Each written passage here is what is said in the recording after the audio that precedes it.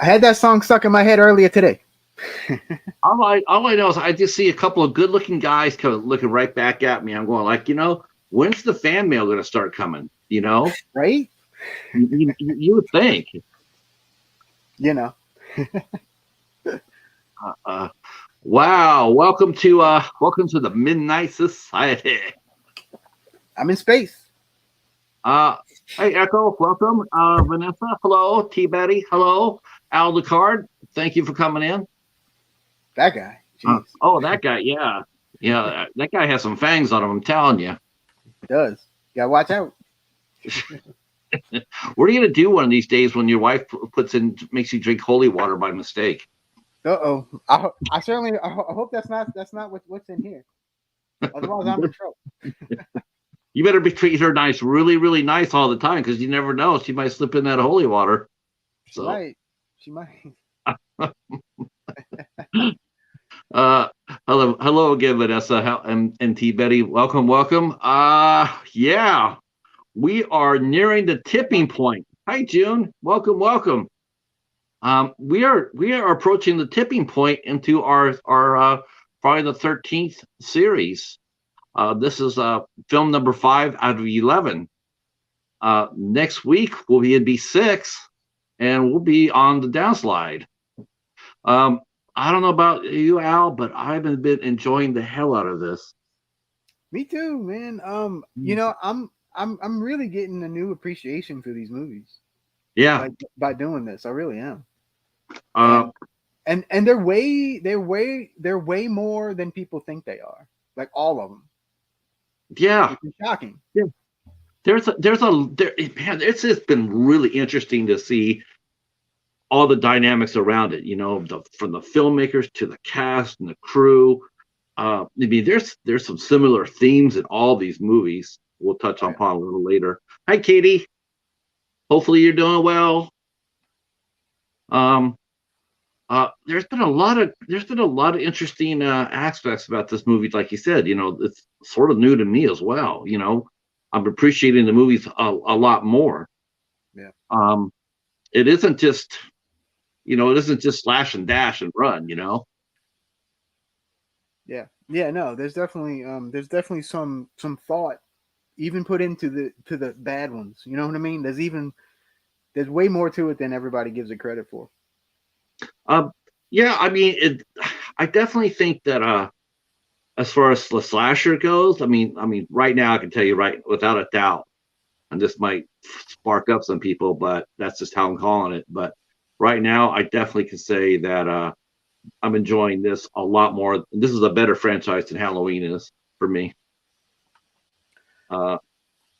Definitely. Hey, Hops, how are you doing, my friend? Maybe one day we'll touch on that. Yeah, well, we're definitely going to do that. Because we're gonna have to do that ranking thing, right? We have to rank the films at the end. We're gonna do rankings, but we're gonna do rankings a little differently because everybody does the same thing, and it's just like I don't want to just do that. What's your favorite movies from 10 from 11 to the 1? We're gonna do something a little different, a little twisty on that when we get there. Thank you guys all for coming. Those who can, please feel free to share us out. We appreciate that very much. The more Jasons, the better, as we all know, or we will know. We're doing good. How has been your week so far, Al? This was a pretty good week because this is my weekend off, so it was okay. Oh, that's always good. Hey, Betty. Yep. Thank you for coming in. Betty's here. That's awesome. Have you connected with her yet? Haven't you? I believe so. She's got a really good channel. I watch her channel. She's sharp. She's real sharp. Yeah. It makes me watching her, and she's talking about the different things going on with the world and the prices and everything else. I'm just like taking notes, going like, okay, yeah, she's right. Yeah. So, do you watch anything interesting? I watched Kung Fu Zombie. That's right. You're joining. Tell us the news. What are you doing this Tuesday? You're doing Tuesday, something new. yeah, it's gonna be my first Dollar Tree Theater episode featuring Hell yeah. Kung Fu Zombie. See, there we go, Hobbs. Got you another one for Dollar Tree Theater, dude. You're gonna get addicted to that, Al. I Well, have no since now I problem. finally have access I to a have Dollar Tree no. that has movies. Yeah, I had this has been the easiest review series ever. I think it really helped is when I asked people to help vote for it.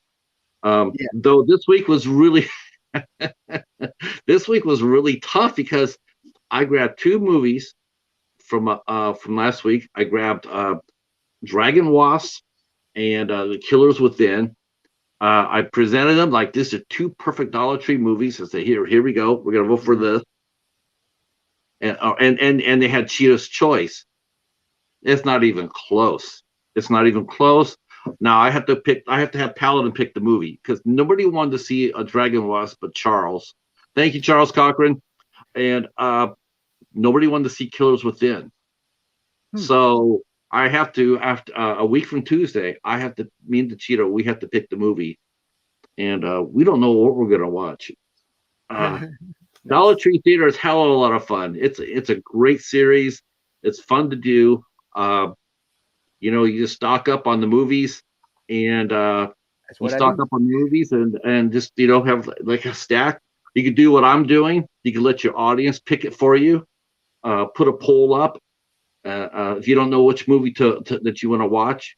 Well, that's actually what I did. I did it on Instagram, and I had people vote, and I Oh, actually got a lot of people. I actually got a lot of votes, and mm. Kung Fu Zombie did win. That is legit. It actually did win. Who is it going against? I had about 10 movies on the screen. I'm like, just pick one. I'm You like, put "Dude, that which one many do you up? want? I Huh? put up two. I put up two. I guess I could create. I guess I could do more. Yeah, Um, I could do. I just do two in the Cheetah's Choice.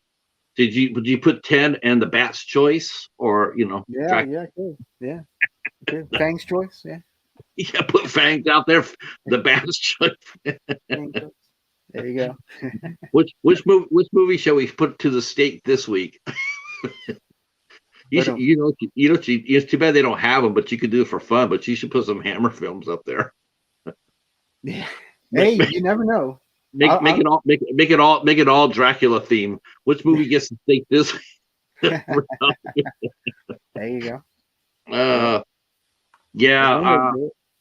yeah. I didn't. I went with a little bit more of a adult movie this week. I did a drama called No Reservations, so um, which I got really lucky because I forgot to put Cheetah's Choice on there, and so people voted for it. It was a deadlock until someone came in at the very last minute and they voted for No Reservations. I was like, yes, I got a winner.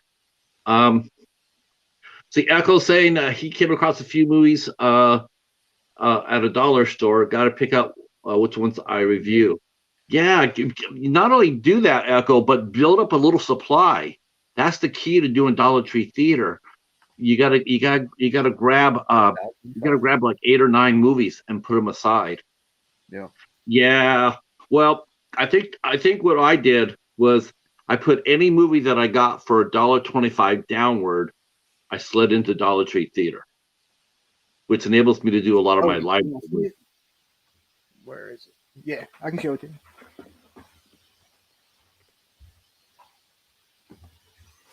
This one right here. I don't know if you can see it. Wow. Let's see. Is that the multi-pack? Yeah, it has 7 movies on it. Kung Fu Zombies. Nice. Yeah, this Nice. is after that, and has 7 movies on it, including Kung Fu Zombie, We're Gonna Eat You, Shaolin versus Evil Dead 1 and 2, Spirited Killer 2 and 3, and Kung Fu from Beyond the Grave. Yep. That's perfect. That's such a Dollar Tree theater pack right there. That is epic. Yep. Yep. It's Um, good stuff. I will show you guys next Sunday. Boy, that's a bumper, right? I will show you next Tuesday or next Sunday what 2 movies are going up next. I can tell you that both of them are going to be scarier than hell. I hope. All right, so you guys are here to listen to us break into some Friday the 13th. So, like I said, we are almost to we thought we ended it last week. I thought so. I thought the final chapter. The final You know, chapter and all. I told Alice, we got rid of the Friday the 13th series. We crushed it. And what are we doing now? And he goes, well, wait a minute. That's not it. That's not it. There's a new beginning. And I'm going, what? And he says, yes, you're not done yet. And so here we are talking about Friday the 13th, a new beginning. Boom. Ooh, that's a nice slick copy you got there. Thank you. Courtesy of Screen Factory. Yeah. Oh, I wish I had that set. Yeah.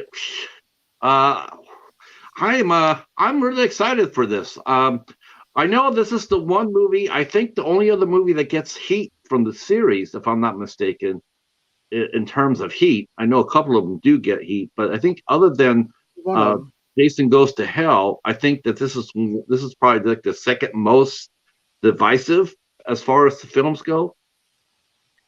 Probably, yeah. Between that, Jason Goes to Hell, and Manhattan, yeah, probably those three for sure. Yep. Yeah. I see some people are calling, I've seen it more than once now, but some people are calling it Jason Takes Vancouver. Well, yeah. Yeah, pretty much. So this movie's why don't you take us off and start us off down the trail of a new beginning. All right. Well, this one takes place in 1989. So this is a few years after part 4, which was the final chapter, which we covered last week. So this one shockingly does not start with a recap like all the other sequels did. This is the first one to not have the recap. So it starts off with Tommy Jarvis from part 4. Same little Tommy Jarvis, played by Corey Feldman. And he visits Jason's grave in the rain. It's pouring down raining again. There's this whole rain motif throughout this whole series. I think the rain is like a co-star. Oh yeah, big time. Like Jason and Rain. That's just like But yeah. So then two, like I'm gonna call them grave robbers because that's kind of what they are. Mm-hmm. They show up and they want to dig up Jason to see if he's really dead. So they dig up good old Jason. And of course, he's buried with his machete. Of course. So his machete pops out. And of course, he kills the two grave robber dudes.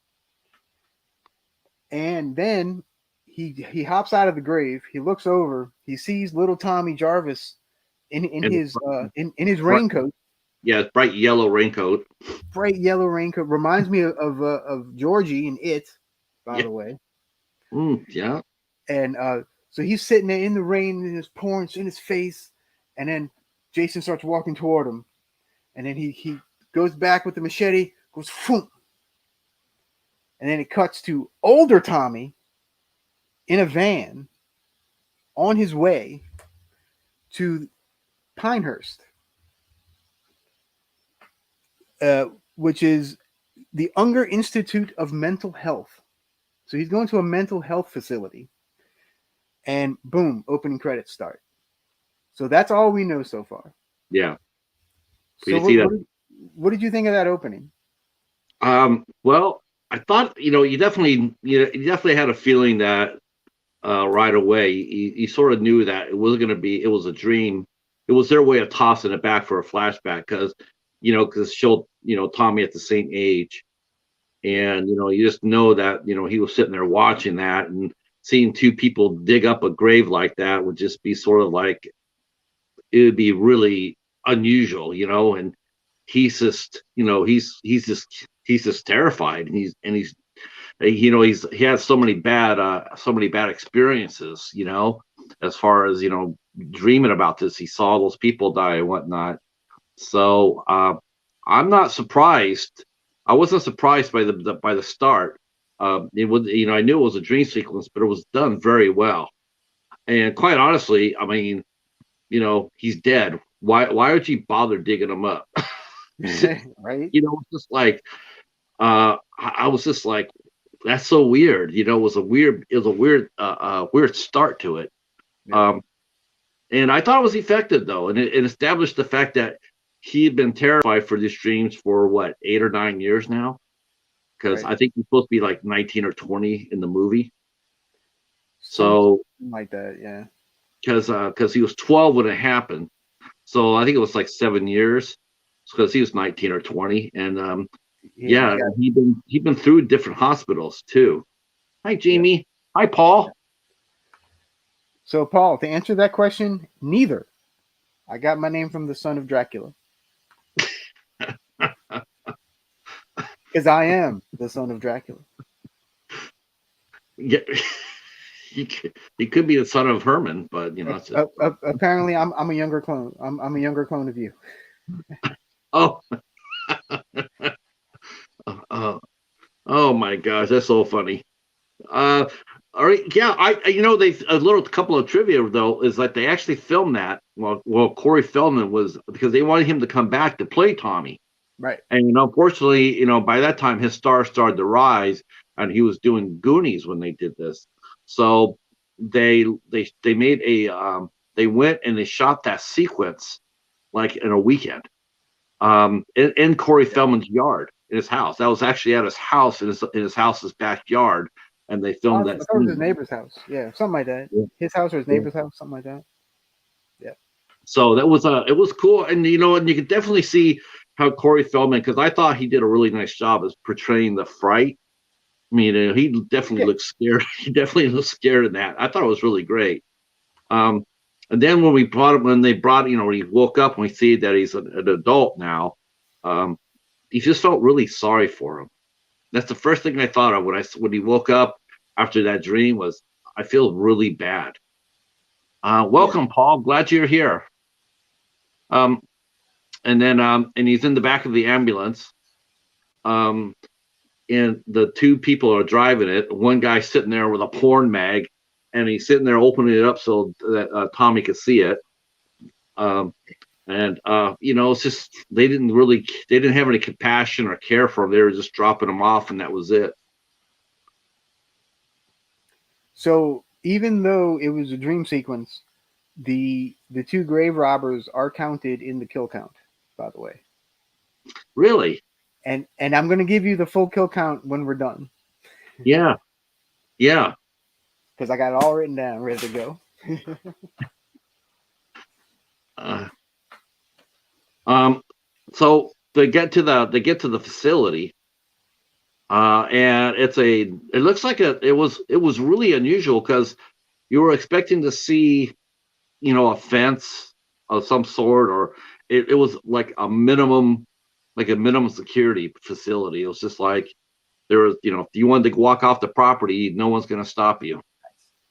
Um, it was just, and it was like there wasn't any holding cells, there wasn't any like straps or anything else like that. It was just almost like a halfway house, so to speak. It's like Yeah, basically. Yeah. uh, let's see. Jamie saying that oh yes, me too, June. I felt sorry for him too, to keep reliving that nightmare. Yep. Jamie says going to see this movie was the most fun I ever had in the theater. She was 11, stuck in this local theater with my babysitter on Halloween. The place That's was rowdy and loud. Yes, yes, awesome. yeah, Yeah, that's super cool. that is fun. Yep. So, what did you think? What did you think of the facility? I mean, they it almost looked, even though it wasn't supposed to be, but it almost did look like Camp Crystal Lake. But even though it was supposed to be several counties away. Yeah, it definitely had a Crystal Lake kind of vibe to it, but it also had kind of that institutional vibe to it too, which I thought was kind of interesting. So yeah, so this one does not take place at Crystal Lake, which is I think one of the reasons some people don't like this one. Same with Manhattan and space, but I can't say anything. I'm in space right now, so yeah. Um, as he rolled in, we start seeing some of the other people in the facility, and there's a mixture of a lot of there, you know, there's a lot of people at the facility, uh, Yeah. and they all look pretty straight out of Central Casting. They didn't really look at all like. That's the only thing I did notice. You know, they didn't look like they had any problems at all. Like Tommy, when you saw him, you knew he was wrecked. Yeah. But as you walked in there and saw everybody else in the facility, they looked just as normal as you and I do. Mm-hmm. Yep. It would have been sort of interesting if they could have made some of them look with that haunted look, you know, like they could relate to what Tommy was going through, but they really didn't do that. It was just They were mostly just kind of hip, sort of hip kids, you know, yeah. like yeah. I mean, except for the stuttering guy who was kind of dorky. But that was about it. Everybody else was kind of just yeah. They were weird, but they weren't like yeah. It wasn't a typical halfway house type of deal. Um, and then we see start seeing the facility. You know, we start meeting the staff. You know, Tommy gets out of the ambulance. He looks around. And he's seeing everybody in there. We got the goth girl. We have we see some guy out there chopping wood. We see, Big old a lot of, we meet the doctor. We meet the doctor. And then we meet the facility, his aide, Pam. And so yeah, they all come on in, and we get to meet all the characters. And then something happens right after Tommy gets there. The police roll up yeah. with their sirens on. Yeah. So we're like, what the hell's going on? Let me see where I'm at. What did you think when when they rolled up like that? It was like, oh no, what's happening now? Kind of thing. But it ended up being um two of the kids from the halfway house um screwing their heads off in that's that's what they say, screwing their heads off at the Hubbard place. So the Hubbard place is kind of like the next house over, I guess, on the land. And yeah, then we get to meet the Hubbards. Because right where they're giving the kids back, the Hubbards roll in on this dirty ass looking motorbike, and it's Ethel and Junior. Junior is her son.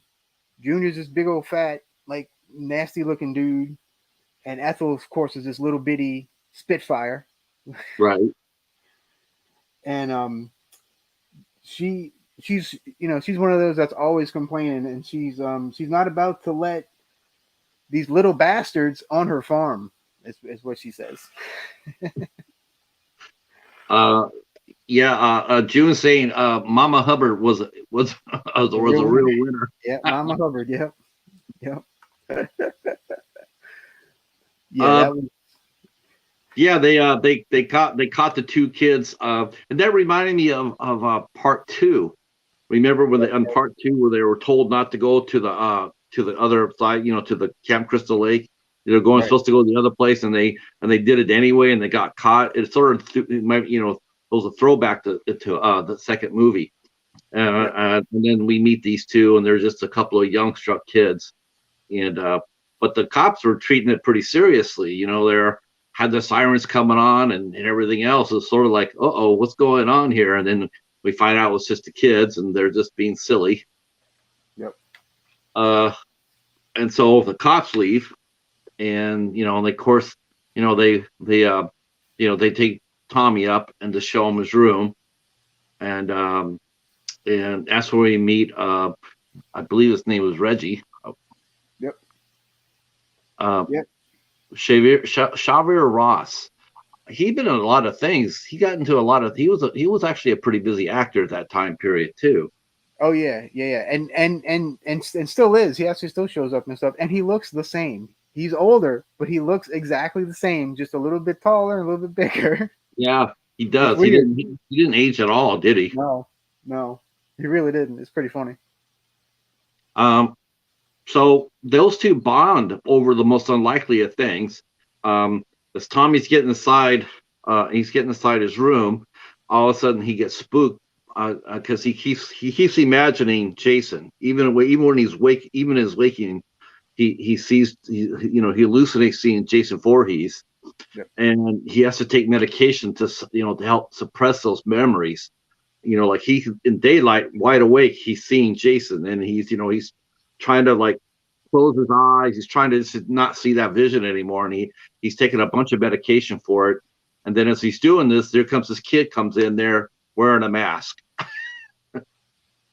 Obviously he didn't know, but I mean, could you imagine how traumatized Tommy must have been right off the bat?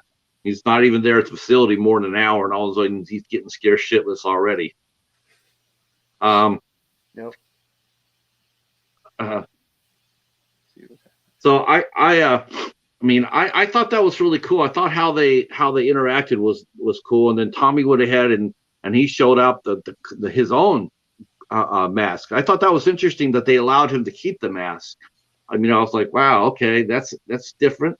A little bit of foreboding, that's for sure. And then he shows them off, and he puts one on, and it was actually the first mask they showed in the final chapter. Was the alien one, and he kept that one. Yeah, I thought that was sort of cool too. Yeah, that was neat. Yeah, I am surprised they let him keep it. But again, it's it's a nice callback to the previous one for sure. It was sort of cool was that he sort of turned the tables too. When he showed a little bit of like actually when he put the mask on and he scared Reggie, but it also to me it was almost trying to say he's trying to fight for his humanity. He's trying to sit there and say, listen, I'm still going to have a good time. I'm still going to be normal. I still love making masks. I still like doing this. You can still see it that he still has that he still has feelings, he still has passion for life, even though he's been terribly traumatized. And so he shows it to Reggie, and then when Reggie wants to touch him, he just asks him not to touch his mask, and Reggie respects that. Yeah. So then then we start meeting the other kids, and here we go. The movie starts off in earnest. That's funny. Yeah. So okay. So yeah. So we kind of get introduced to a little bit of everybody. And then we cut to another scene where we meet a couple more people, and it's an outside scene. And this guy named Joey, who's kind of, how can I explain Joey? Joey is Joey's kind of like the fat kid everybody makes fun of at the halfway house. So it's even worse because it's even. So he's kind of like slobby and nasty. Nobody wants to be around him, kind of thing. Joey comes out of the house, and they got a guy named Victor, or sometimes they call him Vic. So they keep switching. So I'm not sure which one he prefers. But anyway, he's like this like almost kind of like a biker looking dude, but he's chopping wood. So he's got an axe in his hand. Okay, so he's just chopping and chopping and chopping. Now, you're going to give these people weapons? Yeah, that's my number one too. Like, what the hell? Yeah. But then again, when you rolled in, you can see how it was just minimum. There was like almost no security, because we already established that because with the two that ran away to the next door and was fooling around on the Hubbard's property, and then here we go back here, and at first you weren't necessarily sure if he was a part of staff or not, because that's the first thing I thought when I saw him hacking. I thought that's a staff member, because who's going to give patient an axe? Right. Well, little did I know.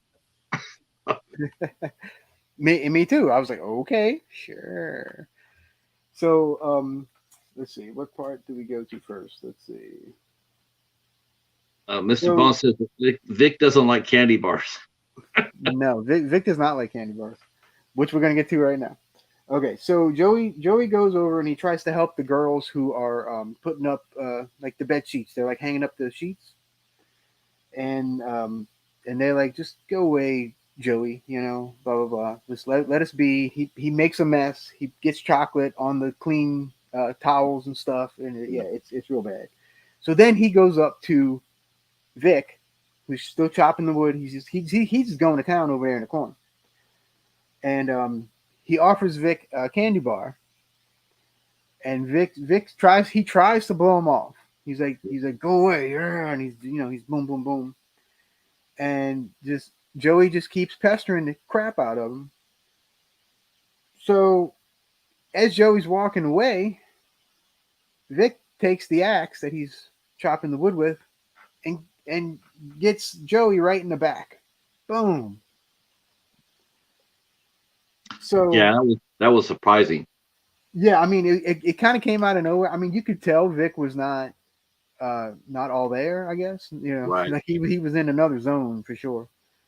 Um but yeah, so now we have a dead teenager on the premises. So of course they have to call the paramedics and the cops and all that. And so yeah, the cops show up, two paramedics show up, and yeah. So do you want to talk about their response to seeing Joey? Yeah, yeah. It was a little bit different, you know. The two paramedics go up in the ambulance. They got Tommy with a blanket over him, and he's just it's a blanket. The sheet is just covered with blood. Um, Vic wasn't just happy with a couple of whacks. He was making like Lizzie Borden, and he gave him two whacks and 40 more. So they get to the facility, and the two paramedics come out and they look. They go to look to see that he's dead, and yeah, he's dead. He got his arm chopped off, and so massive trauma, and you know everybody's like sickened by it, and one paramedic is really callous, and he goes, a bunch of pussies, like they haven't seen death before. And then the other paramedic, the older one of the two, he looks and he looks at the body, and he see compassion on his face. He says, "Wow, this is really messed up." And this is not right, and he feels bad. He feels bad this young guy lost his life. So he's there with compassion, and so they load up the body, and they go away, and the police go ahead and they take old Vic off for back to the funny farm or wherever he's going to go, and they leave. And yeah, it was really shocking because it was like you're just like, this is so needless. It shouldn't have happened. And it's like you just weren't expecting it. Right. So then they go ahead, they leave with the cops. The cops aren't happy, but they leave with the cops. And then and Tommy's upstairs. And as he's watching this, he's looking out the window, and then he sees Jason. And of course, this is like the third time he's seen him, and of course, it's nothing but a hallucination. And then yeah, and then we move on. It was like the young boy got killed. He got killed. They caught his murderer, and then we know the table's been set. Yeah. So we now have 3 kills. None of them have been done by Jason. I just wanted to point that out. Yeah. Yeah. So then after the Joey scene, they cut to two, like, I guess I would call them like greasers. Yeah, At least that, it was hard to guess what they were, right? I mean, yeah, did they, it was like you weren't sure if they were greasers or you weren't sure if they were leather boys. yeah, punks or something. I don't know what they were. But anyway, they cut to them stranded on the side of the road with their car, and it's 2 guys, Pete and Vinny. Okay, Pete is is the one that's trying to start the car, and he gets up and he tells Vinny that he needs to go off to relieve himself. Right. So Vinny is so Vinny stays, and he's still working on the car, trying to get it to start. And then all of a sudden, someone shows up to, we don't know why or what, but we see another person show up, and they light a road flare. And the road flare then gets shoved into Vinny's mouth. So, so Vinny's done for. Yeah. And then Pete returns to the car. Vinny's body's nowhere. Like he was like Vinny, where you at? Blah blah blah. So Pete gets back in the car, tries to start it, still not starting. He's singing a little sing song thing. Yeah, he didn't pay attention. He walked right by Vinny. He didn't even pay attention to him. He walked straight to the car door. If you actually would have looked at him, he would have saw that something was wrong. But he just walked on by. He was draped over the. Yeah. The only problem I had with that scene though was there's two things that bothered me with that scene. I mean, it was clever. It was well done, but it was sort of like one thing. A road flare is going to burn. You can't put it. It's hard to put out. Yeah. Yeah. I don't think necessarily putting it in his mouth would have put it out. He would have burned. Yeah. He probably would have came out through the back of his neck, and he probably would have been on fire. That was just my theory about that. And two, how did because they didn't establish where these two guys were at. It wasn't like they were coming from the facility or on the facility. So how did this guy know where they were at? It was just like it was so out of sequence, so random. It was a little hard to get into. It was sort of hard to buy. It seems like they just added this scene just to add it. Mm-hmm. Yeah. Like, there's no real purpose behind it except to show two kills. Exactly. So I guess speaking of that, yeah. So Vinny's, is it Vinny? No, wait. Yeah, no. Pete's in the car trying to turn it, and he gets slashed in the throat because the person behind him has a nice machete and has now done. So that's two more kills right there. And then Tommy has another episode back at the house where he sees Jason in a mirror. All right. Then we immediately cut to like a community breakfast scene with all the people at the halfway house. They're all gonna come and eat breakfast, okay? And so this is where we meet people like Violet and stuff, and a couple other people. Violet is kind of like this like new wave punk looking chick with multicolored hair. She's real funky, and let's see. And so at this point, the character Eddie is not downstairs yet. So they asked Tommy to go get Eddie to tell him to come down for breakfast. So as Tommy leaves the room, Eddie jumps in with one of Tommy's masks on. Right. And I was like, "Oh, you were effing with the wrong person here, man." Yep. So Tommy pulls a John Cena and does an attitude adjustment onto the nearby table. He did it. Yeah, it was a total. I saw that too. Now, fun fact about this scene, I'm pretty sure this scene at least, if you look in the credits, some of the stunt work was done by Gene LaBelle, who was a professional wrestler. I'm betting anything that was him doing the attitude adjustment in this scene. It was. Yeah, I'm sure. Yeah, I'm sure. It was really well done. Yep. Yeah, I mean, it was like legit. Like, yeah, it was good.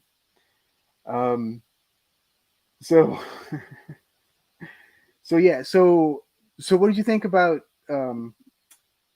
Eddie wearing one of Tommy's masks? That was, I was a little bit surprised that he would. Yeah, I was a little surprised. It's like, wow, he just felt that comfortable to walk inside someone else's room and take their property like that. It's like, okay, maybe we know what his problem is. Maybe he has sticky fingers, because it's something I wouldn't do. or at all. It's like you would think that a room is boundaries, and obviously not, because he felt pretty fearless to go ahead and go and grab the mask and I don't think he intended to scare Tommy. I don't think he knew about his background necessarily, but he he was starting to be funny, and it was just the wrong thing to do. Yeah. Yeah. Oh, Yeah. we do meet somebody else too at the table. We find out that Reggie, his grandfather, works there, and so Yeah. Reggie is not a part of the facility. He's the grandson of the cook. Right. Correct. Correct. Let's see. All right. So after the little scuffle, I guess you could call it, we cut back to Ethel. No, yeah, we cut back to Ethel's house, and we have a seemingly random guy walk up and kind of offers to be her like farmhand, handyman kind of deal. Right. And let's see, He sort of looked like Kaniki from Greece. yeah, kind of, except like an older, uglier version. Yeah. So we're like, okay, that seems random because that's like the only scene, right? Okay, then it cuts to something else. Then it cuts to the cops and the paramedics picking up the greasers that just died last night. Right. And so it's the same two paramedics and the same like two cops. And let's see. All right, and then we cut to another random. Oh, there's the cheetah. The cheetah has made an appearance. That's right. The Cheetah is here. Cheetah's our third right there. He is, Cheetah's our he third man. is our third. Yep. God help us all. He's our third. He's our third. He's the third man. Yeah. Take that, Orson Welles. No. Okay. All right. So next we cut to another scene with a guy named Billy. Now Billy is the guy that dropped off Tommy in the beginning that was looking at the porno mags. Right. That's Billy. So Billy drives up to like this diner gas station type of place, and to pick up his lady friend Lana. And yeah, so he's real obnoxious. He's doing donuts and all kind of stupid stuff. Right. So she comes out and she was like, "Well, I have to get ready." Blah blah blah. So she goes back in to get ready. She's putting up on her lipstick and all this other brouhaha. And when she comes out of the bathroom, we get a cat jump scare. Just like we did like now. that. Yeah, pretty similar to that, except it was a little louder. Oh, okay. Yeah, exactly. So so Billy's still waiting in his car, okay, and so he kind of gets out of the car, and he suddenly gets an axe right on top of the head, right into his nice big bald spot. Boom. I mean, Jason aimed just perfectly. Boom. Right. And so again, the body seems to be gone because Lana walks out and she doesn't see anything, like nothing, no blood, no body, no nothing. So she gets into the car thinking that Billy's just kind of screwing around, messing with her. And then she gets an axe to the stomach. But she sees, when she's looking for him, right? But she's looking for him, and then she knows that when he got killed, he dumped all his coke and all his mirror and his razor. They're all on the driver's side on the floor, and she bent down and was sniffing the coke off the ground. Yeah, I forgot about that. Yeah. There's a cute little scene in there while she's getting ready, and I do believe this is our first incident of nudity in this movie. She takes off her top to change out, and she opens it up to reveal her breasts, and she goes, "It's showtime." And the reason why she did that was because she was in a movie called All That Jazz, which was the story of Bob Fosse, played by Roy Scheider. Oh, I didn't know she And was okay. right, and in the movie, that was the big line. It's showtime. So she went up to the director and she said because she was in all that jazz, she suggested that she do that. And he says, okay, you can go ahead and do that. It'd be fun. So that's Yeah. what happened when she did that. She bared her breasts. And Showtime was a homage to all that jazz. Yep. Now, Vanessa just brought up an interesting point. That Jason's mom was the cook at Crystal Lake, and so is Reggie's grandpa. Well, Yeah, not Crystal Lake, but at the halfway house. yeah, yeah. Yeah, that's a good point. I didn't think of it. I didn't think of it that way. No, Yeah. no. Yeah, that's interesting. I think if well, I want to talk. I want to bring up that point at the end because I have a theory about that. Uh, so yeah, so those two, yeah, you're right. She gets killed by the axe, and they're just left there. Um, when they did that scene, they had to they had made a model of the guy, and then right before they were going to film it, they realized that they had made they covered his head all with hair, and he's bald.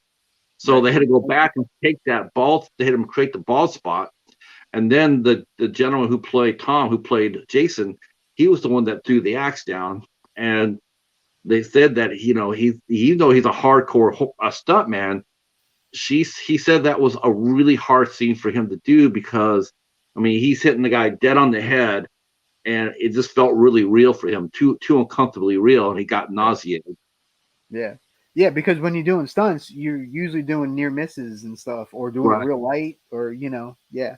So I think I saw that same interview, and he was like, yeah, it was weird doing it like full force on this thing that looks like a head, So yeah, I thought that was pretty funny. So all right, so after all of this craziness, we cut back to Tommy, and he's looking out the window, and he sees Tina and Eddie. Now, Tina and Eddie are the two that were brought in by the cops earlier on. So they're the two like slutty teenagers that keep running off to have sex, right? Right. And he sees them running off, and then he kind of looks away and he looks back out, and then he sees Jason standing there, full hockey mask, the whole deal. Yeah. And he closes his eyes real tight, and he reopens them, and Jason's gone. So This is like the fourth. he's still hallucinating. Yeah, this is About like the fourth time he's seen Jason by this point. Yeah, yeah. And then we cut to a weird scene that again I don't know if this meant to stay in the movie, but we cut to the sheriff's office and the mayor complaining to the sheriff, and the sheriff suddenly busts out because now there are four bodies now that they know of. Okay. And so the sheriff says the killer is Jason Voorhees. So number one, what would make him think this? I don't understand how he would jump to this conclusion this quickly. No, yeah. That makes And no sense at no, all. not at all. It'd been at least 7 years, Yeah, or at least since Jason Voorhees had died. yeah, and So, they all know Jason's dead. Like right. everyone knows Jason's dead. Like it was front page news. Everybody knows about all the Crystal Lake stuff. Yeah. All of it. So it's just bizarre. It's a bizarre scene, and I don't get why it's in this movie. Yeah, I couldn't understand that either. I mean, it was like it also just seemed just laziness almost, and extra chance to add some authority figures to it. And then, it was just absolutely, yeah, it didn't make sense at all. It was probably the movie's first misstep as far as like concerned, as far as the writing went. Yeah, like full on, like you could just cut this crap out right now. Right. Yeah, no sense at all. All right, so then we see Tina and Eddie run off to have a good time. Let's just put it that way. Yeah. So they're in the they're in the woods. They brought a blanket, the whole deal. They're setting up the. They On have the some Hubbard's property again. On the Hubbard's property. on the Hubbard's property because apparently the Hubbard's property is nice enough to Yeah. do all this. So Aphrodisiac, maybe. yeah, yeah. So then we see that someone's watching from the brush, and it's the handyman. It's Ethel's handyman who's sitting there watching him, and his name is Raymond. I found out. I don't think they ever say it in the movie, but I found out his name is Raymond. I was just calling him Kaniki. There you go. So he watches Tina and Eddie. They start smoking some pot, and then we see Raymond just kind of peeking in, and Raymond kind of just turns and gets it in the stomach. Yeah. Boom. Super quick. I mean, bam. Yeah. So Yeah, a lot of these kills, I mean, were like that. And I mean, if you think about it, I mean, they don't make any noise either. That's the thing that no, cops do. yeah, It's no like screaming. no screaming. I mean, I'm sorry, but someone putting a flare in your mouth, and no fight either. It's like someone comes at me and they put a flare near my head coming at me. Yeah, I'm either I'm going to be able to try to take you, or I'm turn around and running my ass off. Nothing. I mean, this guy, as soon as he opens his mouth, he puts it in there. You would be screaming like there's no tomorrow, and yet nothing. And it's sort of just again, it's like the guy getting hit in the head. Look, it wasn't like he didn't see him. He did see him. He could have at least made an attempt to yell. Getting stabbed in the stomach, it's very painful, which means you would be screaming. You wouldn't just be sitting there like dying like a 1950s cowboy, okay. You would be screaming your head off. But yeah, you don't see that. Joey, you think that Joey would have been screaming his head off, but not really. Well, yeah, because he got it in the back. Yeah, right. Yeah. Right. So yeah, you would think he would have. Yeah, it's weird. Yeah, maybe they are in shock. I don't know. Maybe Everybody. Yeah, maybe I don't know. All right, so after Raymond gets it, Eddie and Tina apparently had some fun, and Eddie goes off to go relieve himself. So this is the second person relieving themselves in this movie, by the way. And They had a long shot of the nudity. I mean, this is like, yeah, this is really this scene's very long. Yeah, this scene's very long. Tina is completely naked. She lays down on the blanket, and so she's laying there just having just relaxing after her nice time. And all of a sudden, we have a couple of hedge trimmers show up in the middle of the air like this and get not thrown, but shoved down into her eyeballs. Right. And probably, I would say probably the most brutal kill of this whole movie. Yeah, definitely. Yeah. Now this one, of course you don't see it go in, but you definitely hear it. You definitely hear that squishiness. And so Eddie comes back, and at first he just sees Tina lying over on the side. So he's like, hey babe, what you doing? And he kind of moves her over, and that's when you see the eyes all chopped out basically from these heads. And he's like, oh crap. So he jumps up and he backs up into a tree.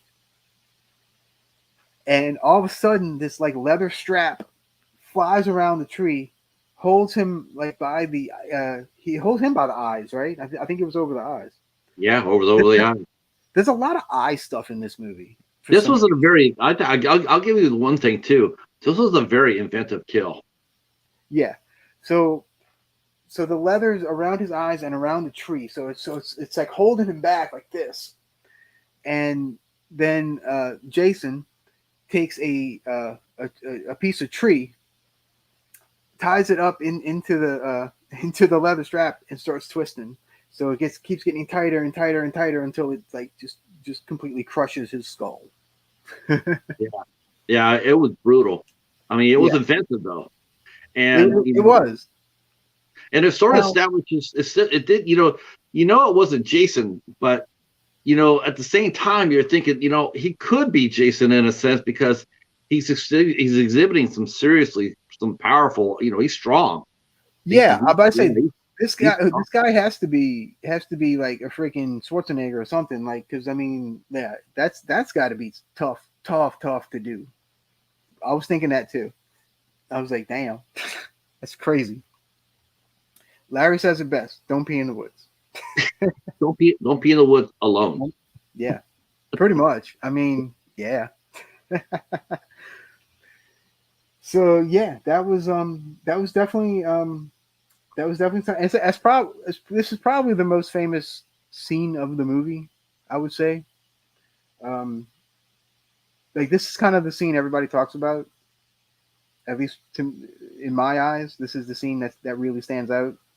Like, Right. this whole thing with her with the eyes and the whole deal. Um, yeah, there's actually a movie called that, minus the either part. But yeah, there is, right. You're right, Vanessa. Well, they were doomed anyway. As soon as they showed the doobie, and then they were going to have sex, it's like, oh yeah, you guys are so dead. And then Kaneki got it because he was creeping behind. He was creeping and doing the peeping Tom. So you knew he was going to buy the farm. Yeah. Let's see. I'm trying to catch up on the chat here. Make sure I didn't miss anything too crazy. Let's see. There's credit for 2 Jasons, but we'll come up to that for sure. Yeah. Let's see. They're saying that Joey's death was the most brutal. I don't know, and that guy getting his eyes. I mean, because I guess Joey. I mean, I don't know. I mean, I think the guy with the eyes. I mean, he's always so good with the character names. I think he died horribly because that took a long time to do. Yeah. Or, like my mom says, just don't go in the woods at all. No, not at all. Yeah, don't do anything in the woods unless you're a bear.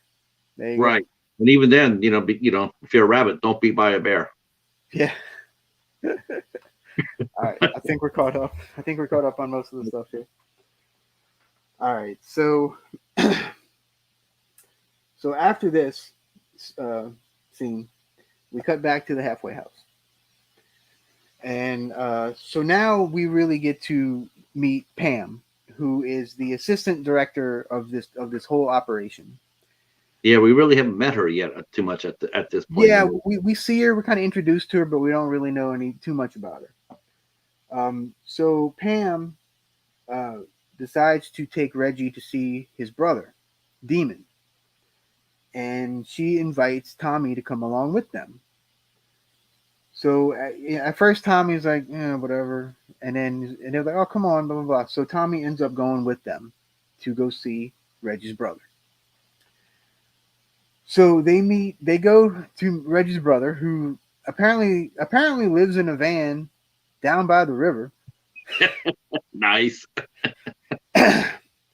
And he so Demon, which is his name, he's kind of like this cool, kind of this cool cat, leather jacket, the whole thing, and he's played by Miguel Nunez Jr., who if you know is in Return of the Living Dead, who was like the best freaking character in Return of the Living Dead, by the way. Yeah, definitely the best. So he's just a really cool guy, right? And so they meet him, and with him is his girlfriend Anita, who's just sitting there smoking pot. She don't care. She's just chilling. And Reggie's got the googly eyes over her though. Yeah. Reggie's like, hey, how you doing? Yeah. Yeah. Now remember, Reggie's like what, like 13, 14 or something? Yeah, probably about that. Yeah. Yeah, I want to say probably about 13, 14. Well, he's old enough to be throwing down some Mac. Oh yeah, oh for sure. He was like, hey, And so anyway, so Demon gives Reggie one of his rings as kind of like a little present, right? And so Tommy's hanging out outside of the van. He's just kind of hanging out, minding his own business. And then all of a sudden, Junior Hubbard, that's the crazy son of Ethel, he shows up and he starts antagonizing Tommy. Bad move. So Tommy's like, "Oh, really?" So Tommy just grabs him and just starts beating the shit out of Yeah. Yeah. Don't mess with Tommy. Was nothing to mess with. Tommy was he was a good. Mess with Tommy. Yeah, do not mess with Tommy in this movie. He will beat the crap out of you. And so so Junior leaves. And let's see. Okay, I wrote that. And then we kind of don't see Tommy anymore at this point. But we cut back to Demon. And Demon apparently has been eating a bunch of enchiladas. And so all of a sudden he's like, oh, these damn enchiladas. And so he has to go run to the outhouse that's like across the street. Right. So he runs to the outhouse. Okay. Then Anita, his girlfriend, walks over and kind of starts teasing him and starts shaking the outhouse. He's like, what the hell's going on? Yeah. Which I thought was kind of funny, actually. I did too. So after that little tease, Anita and Demon. Now remember, Demon is still inside the outhouse taking a dump. Okay, so they start kind of singing to each other through the door. Okay, real romantic, right? At the outhouse singing. Yeah. I'm taking a shit. I had diarrhea, but I'm going to be singing some. Yeah, it's a, I'm going to be doing some Curtis Mayfield for you. Yeah, it was really. But you know what? They pulled it off. It worked. It worked. I don't know why, but they made it work. They did. So all of a sudden, yeah. Larry says, should put some hot sauce on it. Yeah, I guess his anus was burning. Yep. Those damn enchiladas, and he runs. Oh yeah, it's really funny. So they're singing, and then all of a sudden the singing stops, and you hear a thump. And so Demon's like, baby, what's going on? Why you stop singing? So Demon cracks open the door to see what's going on, and he sees Anita laying there with her throat slit. Yeah. Let's see. Yeah. So and the killer and Jason was clever at how he killed her is that he left her body in front of the door so he couldn't come out. So he couldn't. So he'd have to use a whole lot of force to. And Demon's not a big dude. He's skinny. He's skinny little dude. And so the outhouse starts to shake again. And Demon's like freaking out. He's holding the thing, and then all of a sudden he gets a spike through the chest. Like it comes through the outhouse, the back of the outhouse, through Demon, and goes like all the way out, like fully spiked. So that's like, damn, Yeah, that was a hard one. And again, he goes through, and again, it's like there's nothing. There's no. It's like watching the 50s Western. They get shot by an arrow, but nothing's saying nope. Nobody's saying nothing. And he almost dodged the first time. The first one, it grazed his leg, and then he said, that's when he tore his pants and everything, and then he was trying to get away, and then I don't know why he was sitting with his back against the wall. I couldn't understand that part. It's like, to me, it's like you want to try to stay on your feet and keep watching for and try to dodge it, and then if you can get it, don't let it come back out. Like if he comes through, grab it. So he can't, or at least try to bend it so he can't, it makes it harder for him. He's gonna have to earn his money. Basically, if he wants to take him out, you're gonna have to earn it. But Yep. As soon as he got scraped on the leg, he sat down on the toilet, and he was just dead meat right there. Yeah, and then Gore brings up a good point. That is quite unfortunate. Yeah,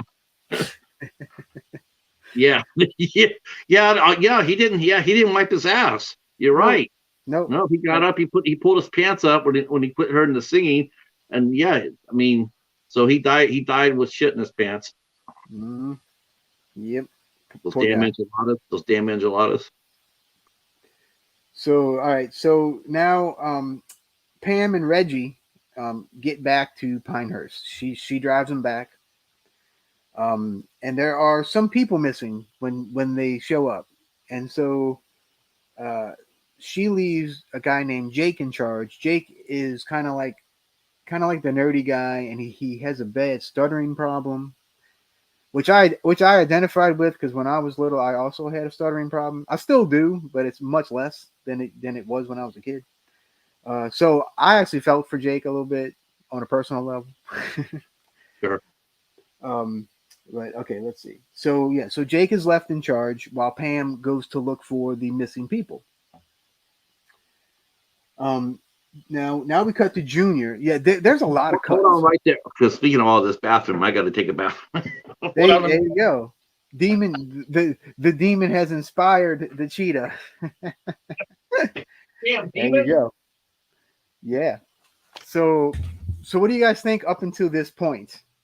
Like, what are you guys thinking? Are you liking this Jason? Are you or you think he's kind of weird and a little off? Just a thought to throw out there.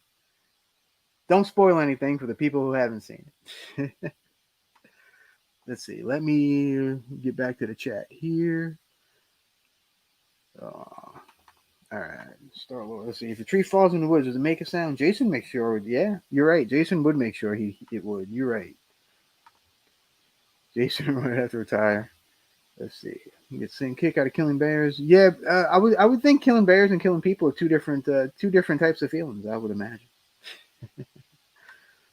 But yeah, the enchilada part is still one of my favorites.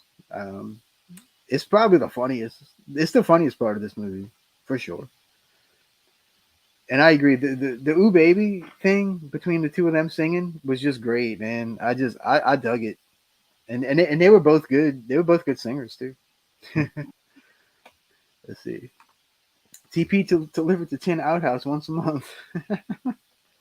Hey, go. Well, all I gotta say, if this happens to me, I'm gonna at least before with my last breath, I'm gonna wipe my ass. So, Yep. okay. You don't want to be found like Demon. That's right.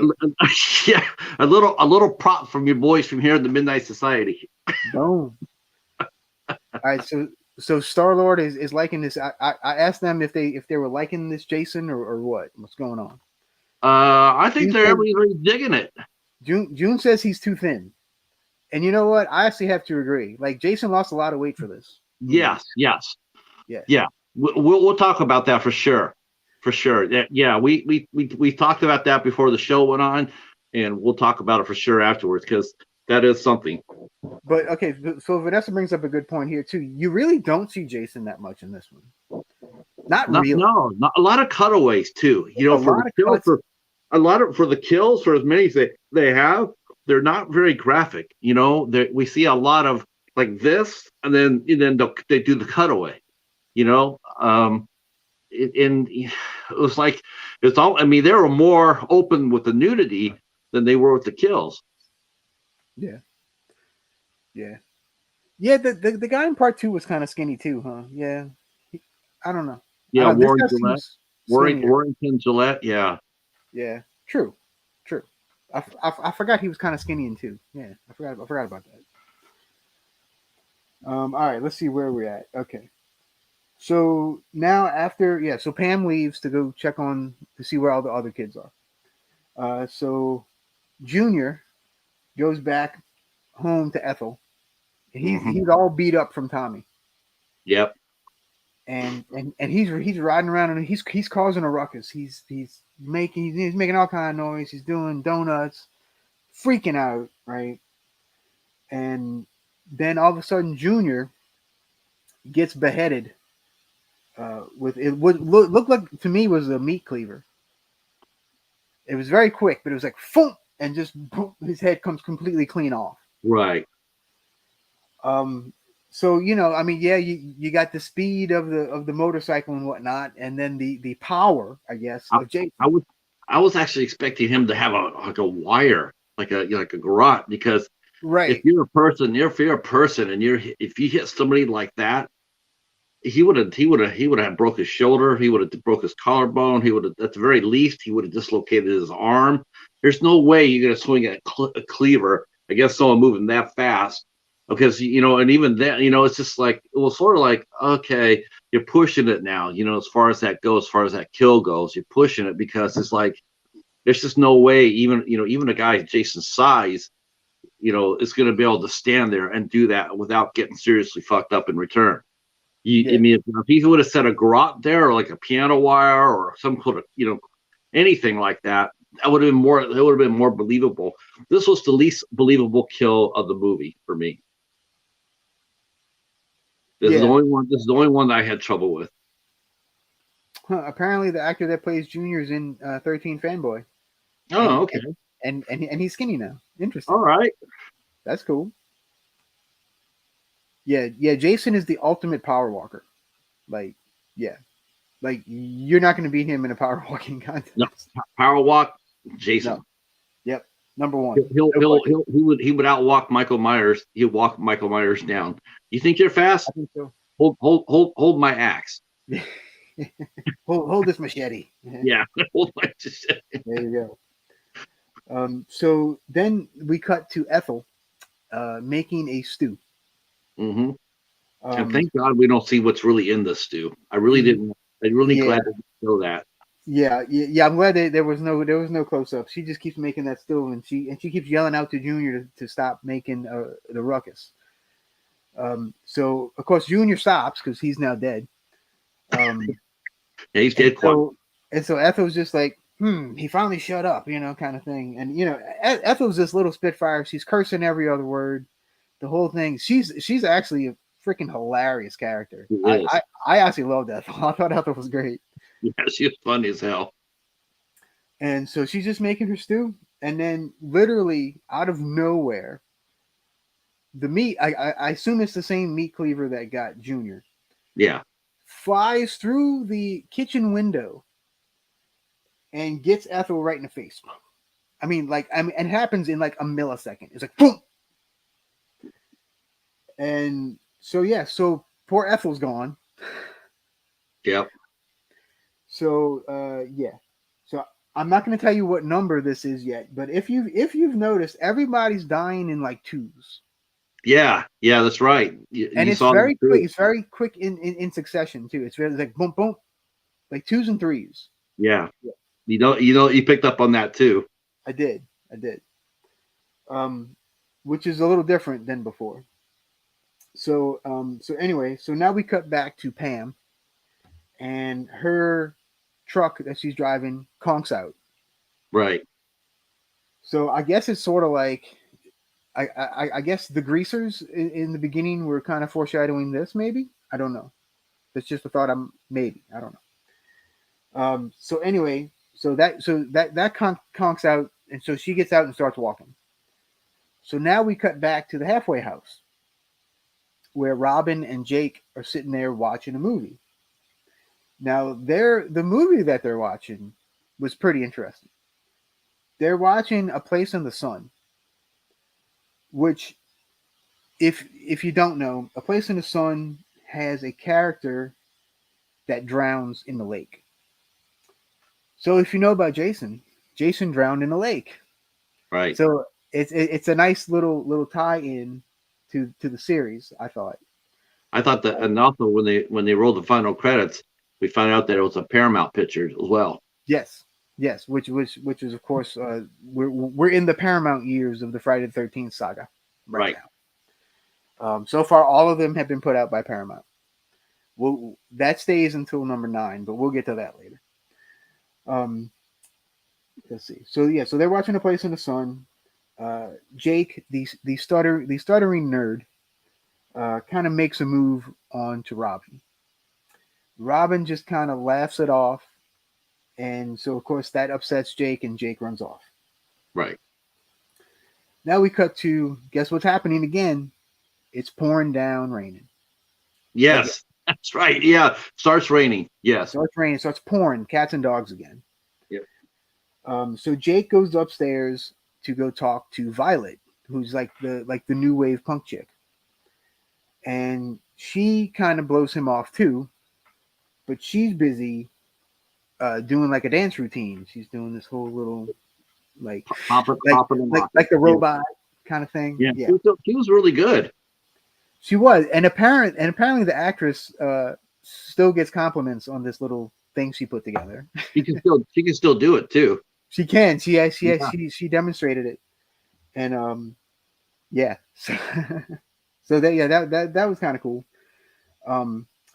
So Jake leaves her room in the hallway, and all of a sudden Jake gets an axe.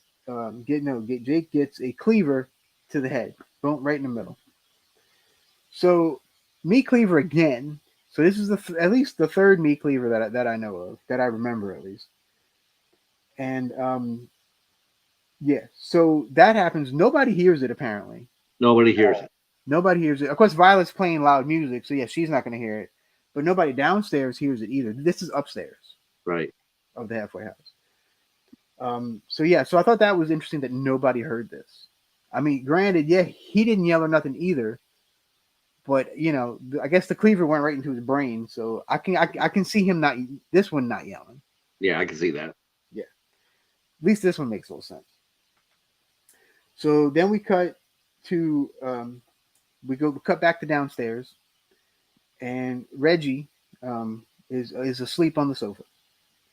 So Robin gets up, and she tries to wake him up, and he's just like whatever. So she just puts the covers on him, leaves him on the sofa. So Robin now goes upstairs to bed, and let's see. Yeah, she goes upstairs to bed. She hops. I think this is one of the scenes where the director he traded in for. You know, cut gore, because now we see our third nude scene, and this one was really, I was really shocked at it myself. I'll be honestly, for an R-rated movie, I was really surprised. I was like, okay, we saw the first girl, she bared her, she showed her nudity, and we saw the other girl in the woods, and she's on her back, and yeah, we could definitely see she was, but this one, because this one was a little bit risque, really risque, because you're right. She gets up, she goes to bed, she lays down to bed, and the first thing you notice is she takes off her top, so she's in bed, she's topless. You could not help, and I'm not being crude or rude or anything, but because it was right there, but you could not help that they showed her nipples were. I mean, it was like, I was like, wait a minute, you telling me that they let her to sit in there like that? It was like, okay, I understand if it was cold, but why not put the blanket up, like show her a little bit of her breasts, and then she puts the blanket over them? But she did. She's right there, and they are sticking straight up like a foot. I was like, okay, that he traded for that. Yeah, and it was completely gratuitous. Like there was absolutely no point to it at all. No, except to see another girl naked. Like that's literally the whole point of this scene. The other two scenes make sense because it fit into the storyline. Like she's changing out from her waitress uniform to going out clothes. The other ones are because they're going out and they're having sex. I mean, that makes sense. But for her just to get a hick off and then lay there and then flat on her back, and it was just like, okay, Yeah. It was a bit much. Yeah. So anyway, so she's all nice and topless, and then she hops up into the top bunk because apparently that's where she sleeps. So number one, yes, she sleeps naked in this halfway house with all these guys. Yeah. Okay, sure. So she hops up into the bed, and she at first she's just laying there, and then she rolls over to her left side, and she sees Jake's dead body laying in there. Yeah. Now, okay. Number one, bunk beds are not big. Yeah, yeah, She would have noticed if he was up in there. I'm just saying. yeah, Number yeah. one.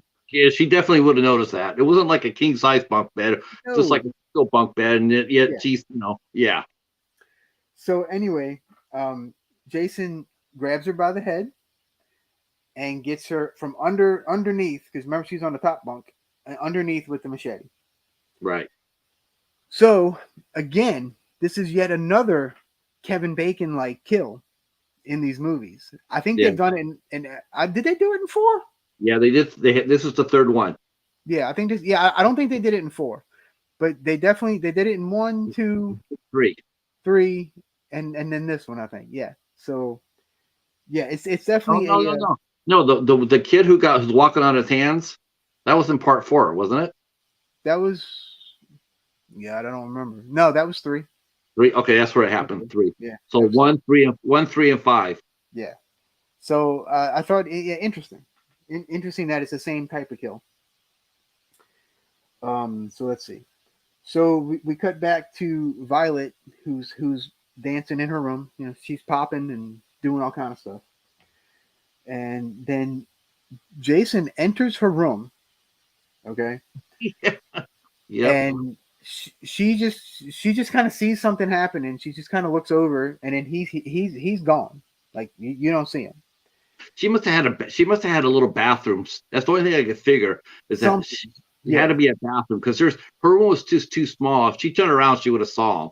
Oh yeah. I mean, Yeah. she must have had a little bathroom built in, or maybe not a closet. It would have been too small. It was like almost like a little. Some I kind of don't know. alcove. Maybe just a washroom. Maybe just because he was there, and then he steps to the side, takes a step to the right, Yeah. and then and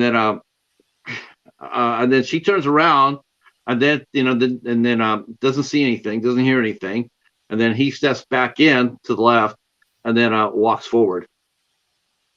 Yeah, and then he grabs her by the throat, lifts her up off of her feet, and then like Yeah, machete her as well. So okay, so one of my questions here is that Jason keeps switching weapons. It yeah, I seems like saw. every kill. It seems. Yeah, it was not consistent. No, it was meat cleaver, machete, meat cleaver, machete. It was like, okay, pick one. Like, pick one, dude. Come on, come on, Jason, get your shit together. All right, let's see. We're way behind in the chat. Let's see what's happening here. Oh, let's see. Big Daddy J roll it in the chat. He's talking about the robot dance, which is a classic. Keith is sitting there, says initially back then I think the disappointment was due to Roy, but over the years things can change. And then Keith mentioned it's reviewed very kindly now by most, and I can understand that too because I asked, we were talking about this before we went on. Our shows, we do a little pre-show to talk about it, and one of the things I said was I couldn't understand why this movie got any hate at all. I thought it was very effective. The pacing was really quick. Very quick. Considering for a large cast, everybody got their own screen time in. This is not a small cast. This was a lot of people, and the director had mentioned that the rule of thumb was every 8 minutes there had to be a kill. Yeah, that was the thing. He had to have somebody die in every 8 minutes. Was probably a reason why he had so many people die together. And you pointed that out. There was a lot of people that were dying, couples that were dying, 2 here, 2 there, 2 here. So yeah, the pace was really fast, and it fit. It didn't feel rushed at all either. You didn't feel like the movie was really rushed. Like the first movie, no. everybody got killed in the last 30 minutes, last 25 minutes, and it felt really rushed for that point. Here, they pretty much did it from the go all the way through the movie, and it really helped it as far as I was concerned. Yeah. Let's see. Oh, thank you, appreciate that. Let's see. Wait, Cal brought something interesting up. Let's see. So we're not going to mention she spit in her son's stew, or is that acceptable? Yeah, Ethel was a piece of work, man. You know, Ethel, yeah, Ethel was a nasty, dirty old lady, little bitty thing. You know, little spitfire. I think everybody kind of knows one of those in real life. At least I do. Let's see. All right, yeah. Well, go away, calendar. All right, let's see. Oh yeah, this one definitely has some highlights for sure. I actually like this one a lot. This one's pretty good, man. Hey, Dead Michael, what's going on, buddy? Let's see. Damn right. Let's see. Let the boys. All right. I would love to have seen this in the theater. That would I think that would have been fun, man. Yeah, Everybody jumping and screaming and hollering. Yeah, those were the days, man. yeah. I It's saw, not like that anymore. It's I all it's saw all all the. it's all freaking cell phones and freaking lights from the cell phones. You don't see shit anymore. It's ridiculous. No, no, you really don't. Yeah, going to the theater these days is. The thing is, the trick of it is there's two tricks. One, um, you go on a weekday and you go to the first showing because no one's there. They're all in the school or they're all everybody's at work. You go the first, or two, you go after like the third or fourth week, and then everybody's already seen it, and then you go and watch it if you want to see it at night. But going during the first weekend, yeah, hell no.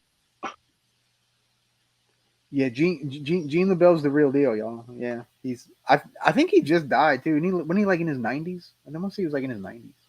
Tough old guy. Let's see. It's the Infinity War, Friday the 13th. Let's see. Oh yeah, Ethel and Junior were definitely the comic. Well, definitely Ethel for sure. Junior was just a pain in the ass, personally. But all right. Looks like we're pretty much caught up. All right, so let's see what we got now. Sarah was so behind on the chat, but yeah, we just get going and we just go. All right, so let's see. All right, so okay, so Violet, yeah, so Violet just got whacked. So Reggie now wakes up from downstairs and he goes and finds the four dead bodies of the kids that all just got killed. Robin, Jake, Violet. They're all stacked up, and they're all stacked up in Tommy's room, Yeah.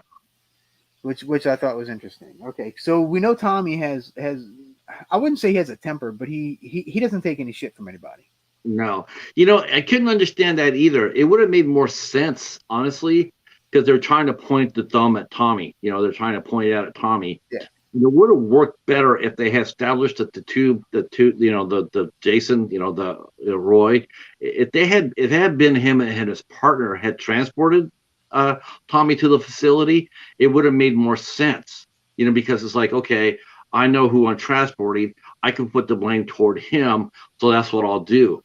And because the person who dropped it, he had no idea who Tommy was or his reputation. He was just he didn't know anything about it.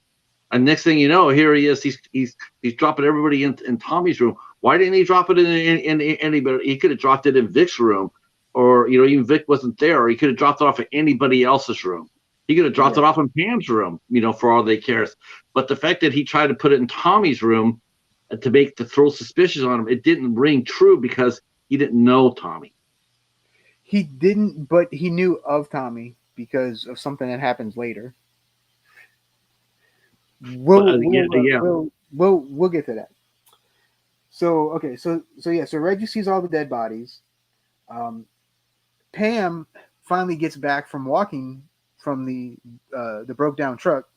So Pam gets back. She sees the dead bodies, and she takes Reggie downstairs. Right.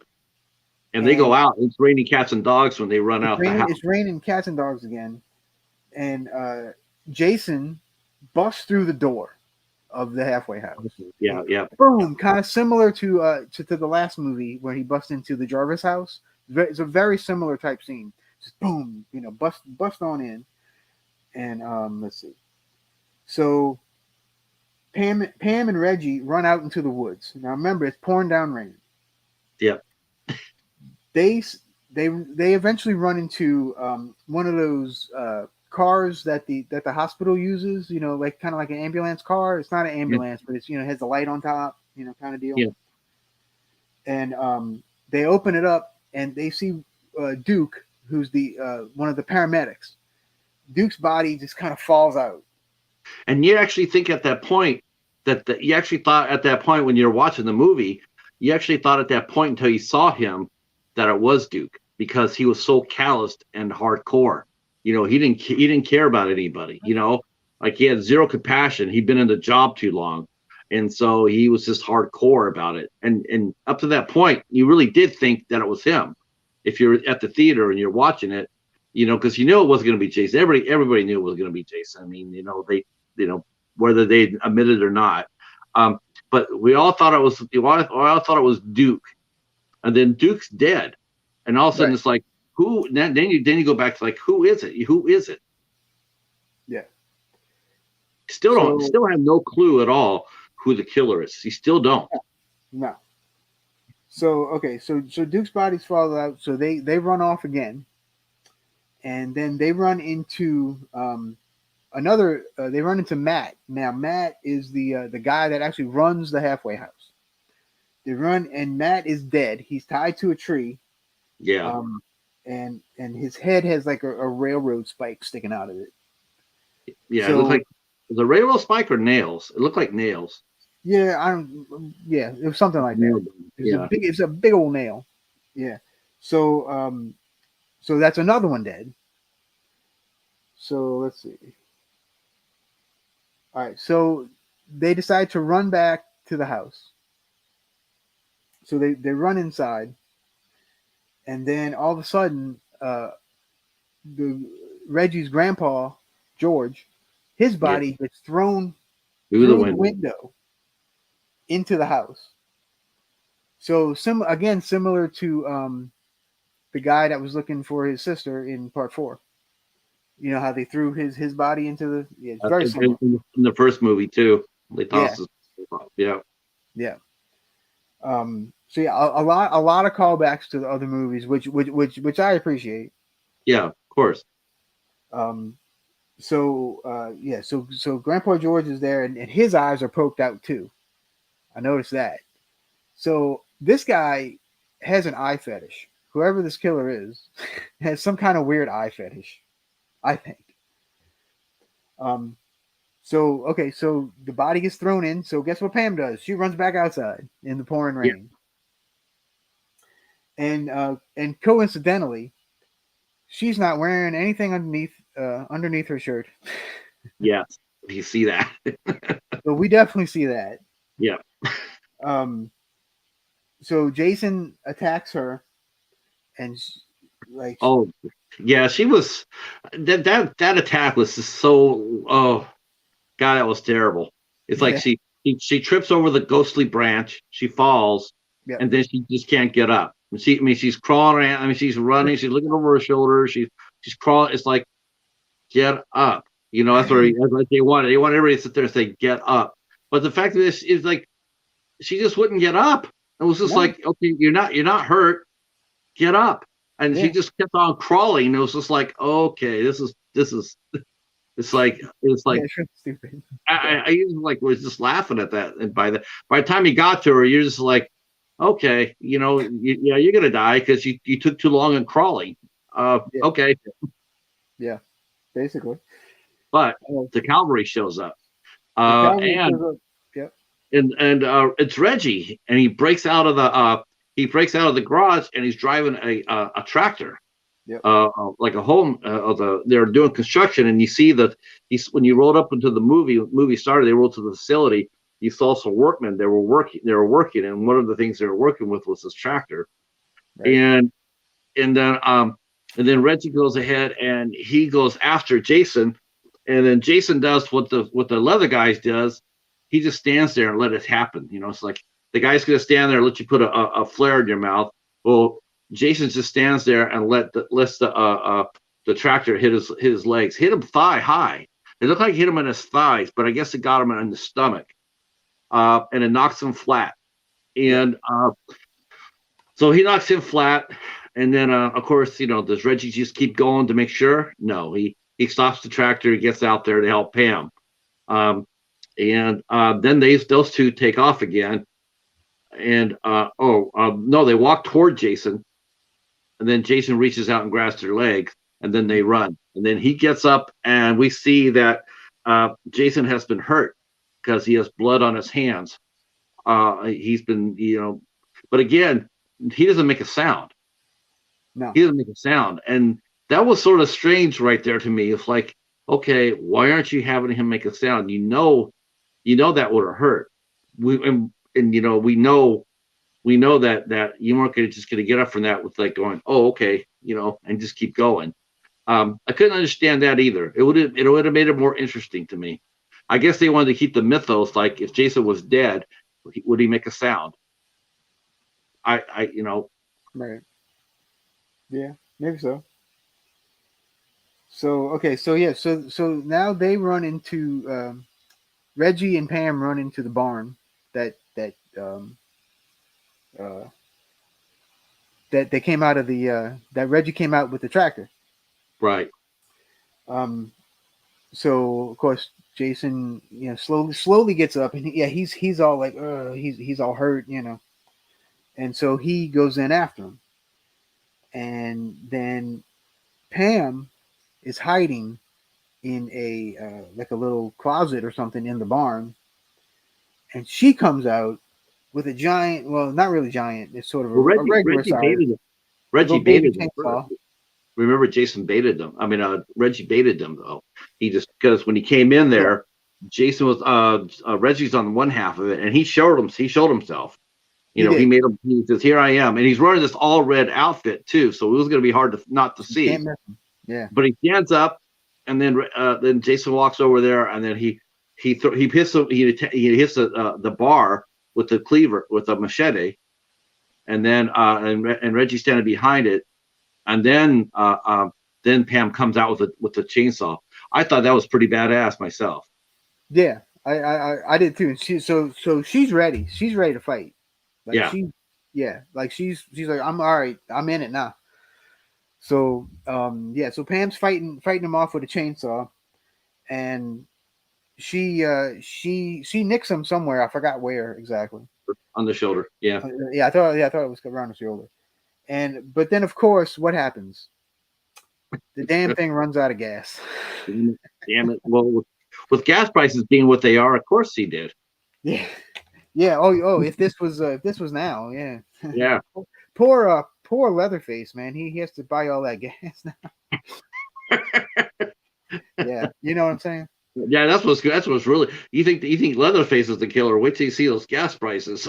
Yeah, yeah, yeah. Yes, her name is Pam, just like Jason's mother. Yes, yep. Yeah, another interesting little twist there. So okay, so after she runs out of gas on the chainsaw, uh, suddenly Tommy finally reappears. Finally.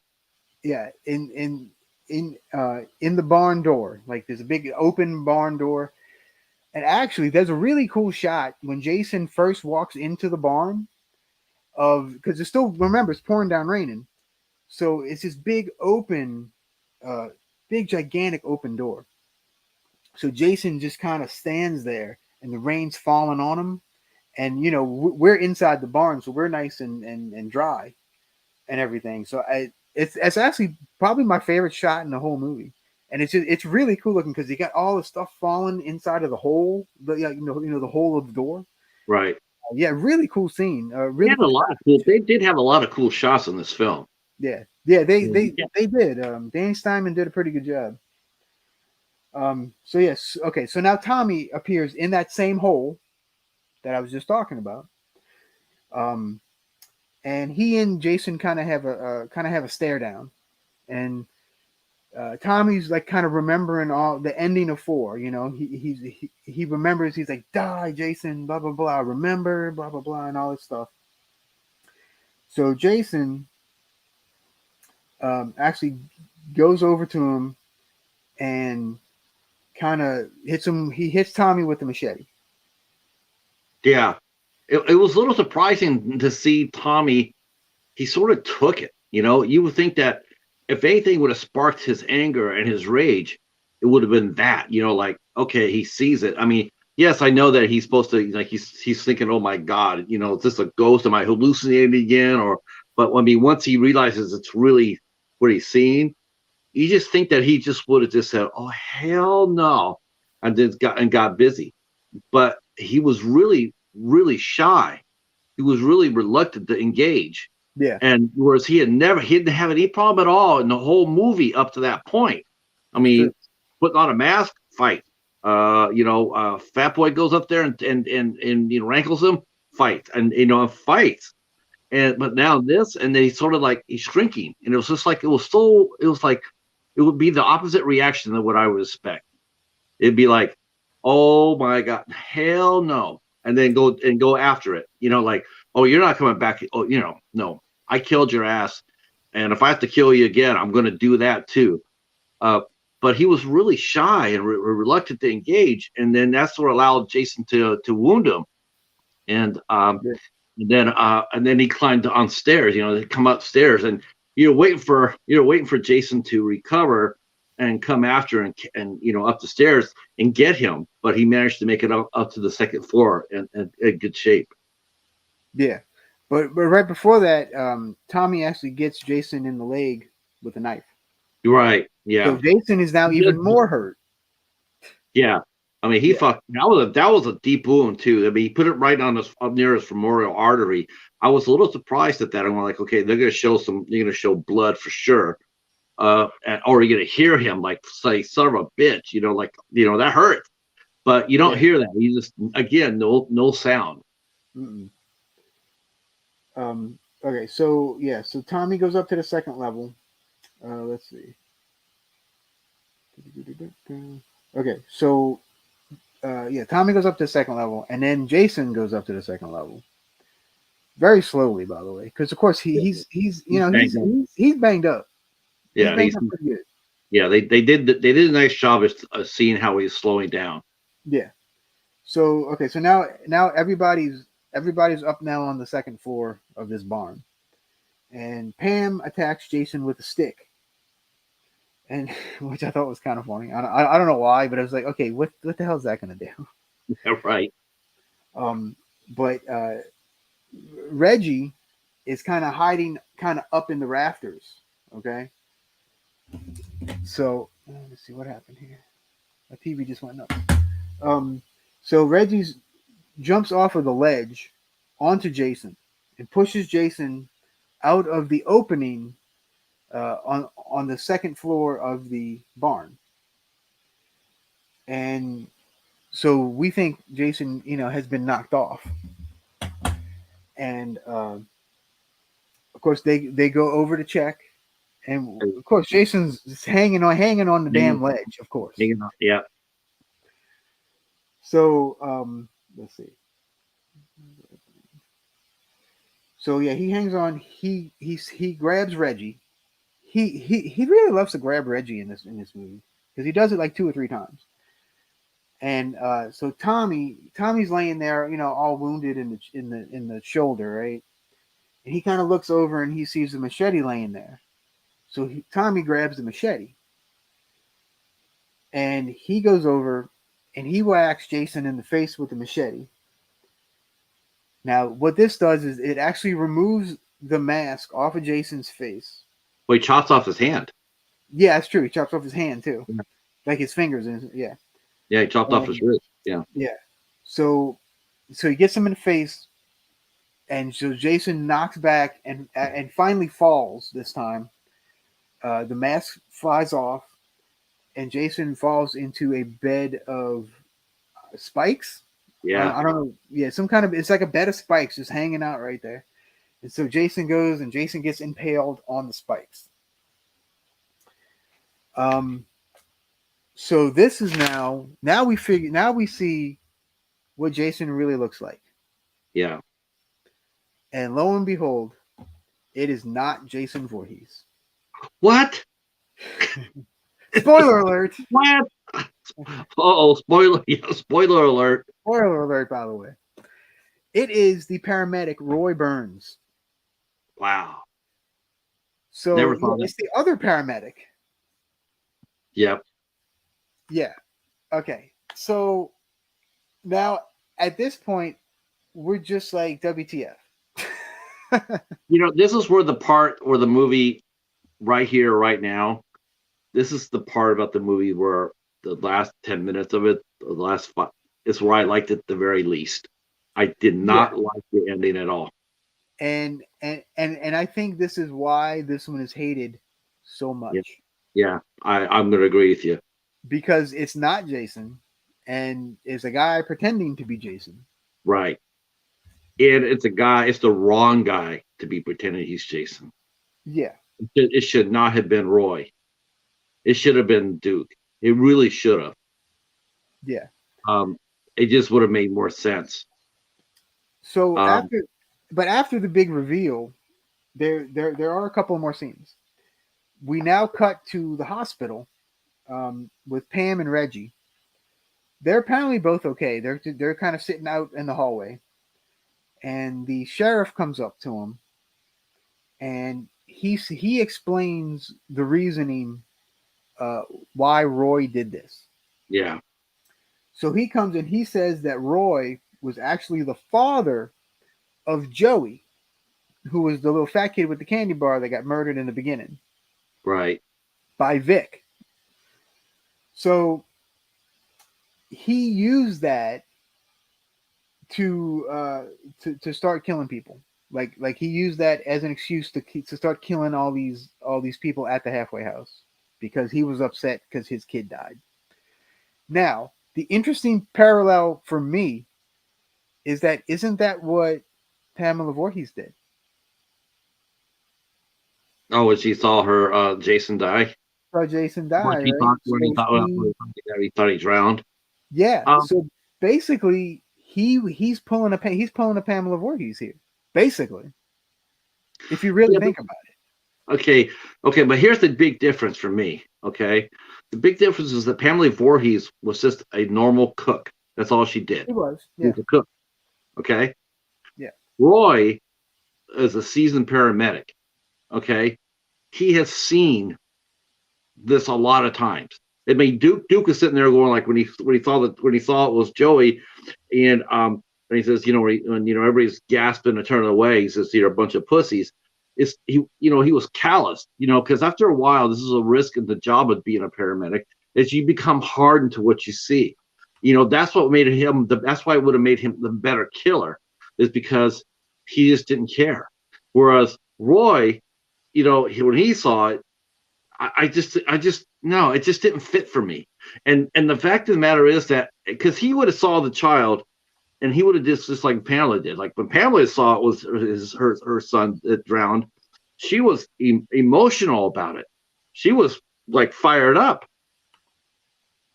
So I mean, from the right, get go. right, Whereas Roy, he would have saw that. I mean, for one thing, he would have. There's just no way he would have saw that. Especially he knew his boy was there.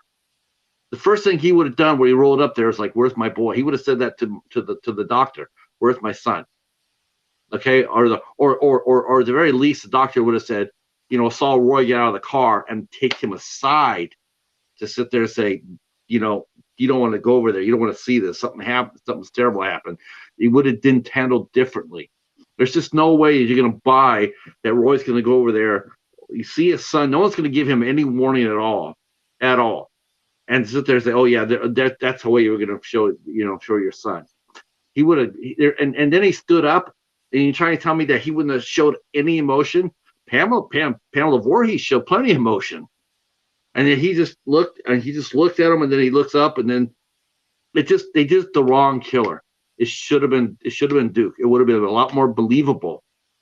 well, It would have, to me. I think having Duke do it would have. I mean, I totally get what you're saying, but to me, I think that would have been too obvious. I don't know. Well, no, because who would ever suspected paramedics anyway? That's the last two people you would have expected to be paramedics.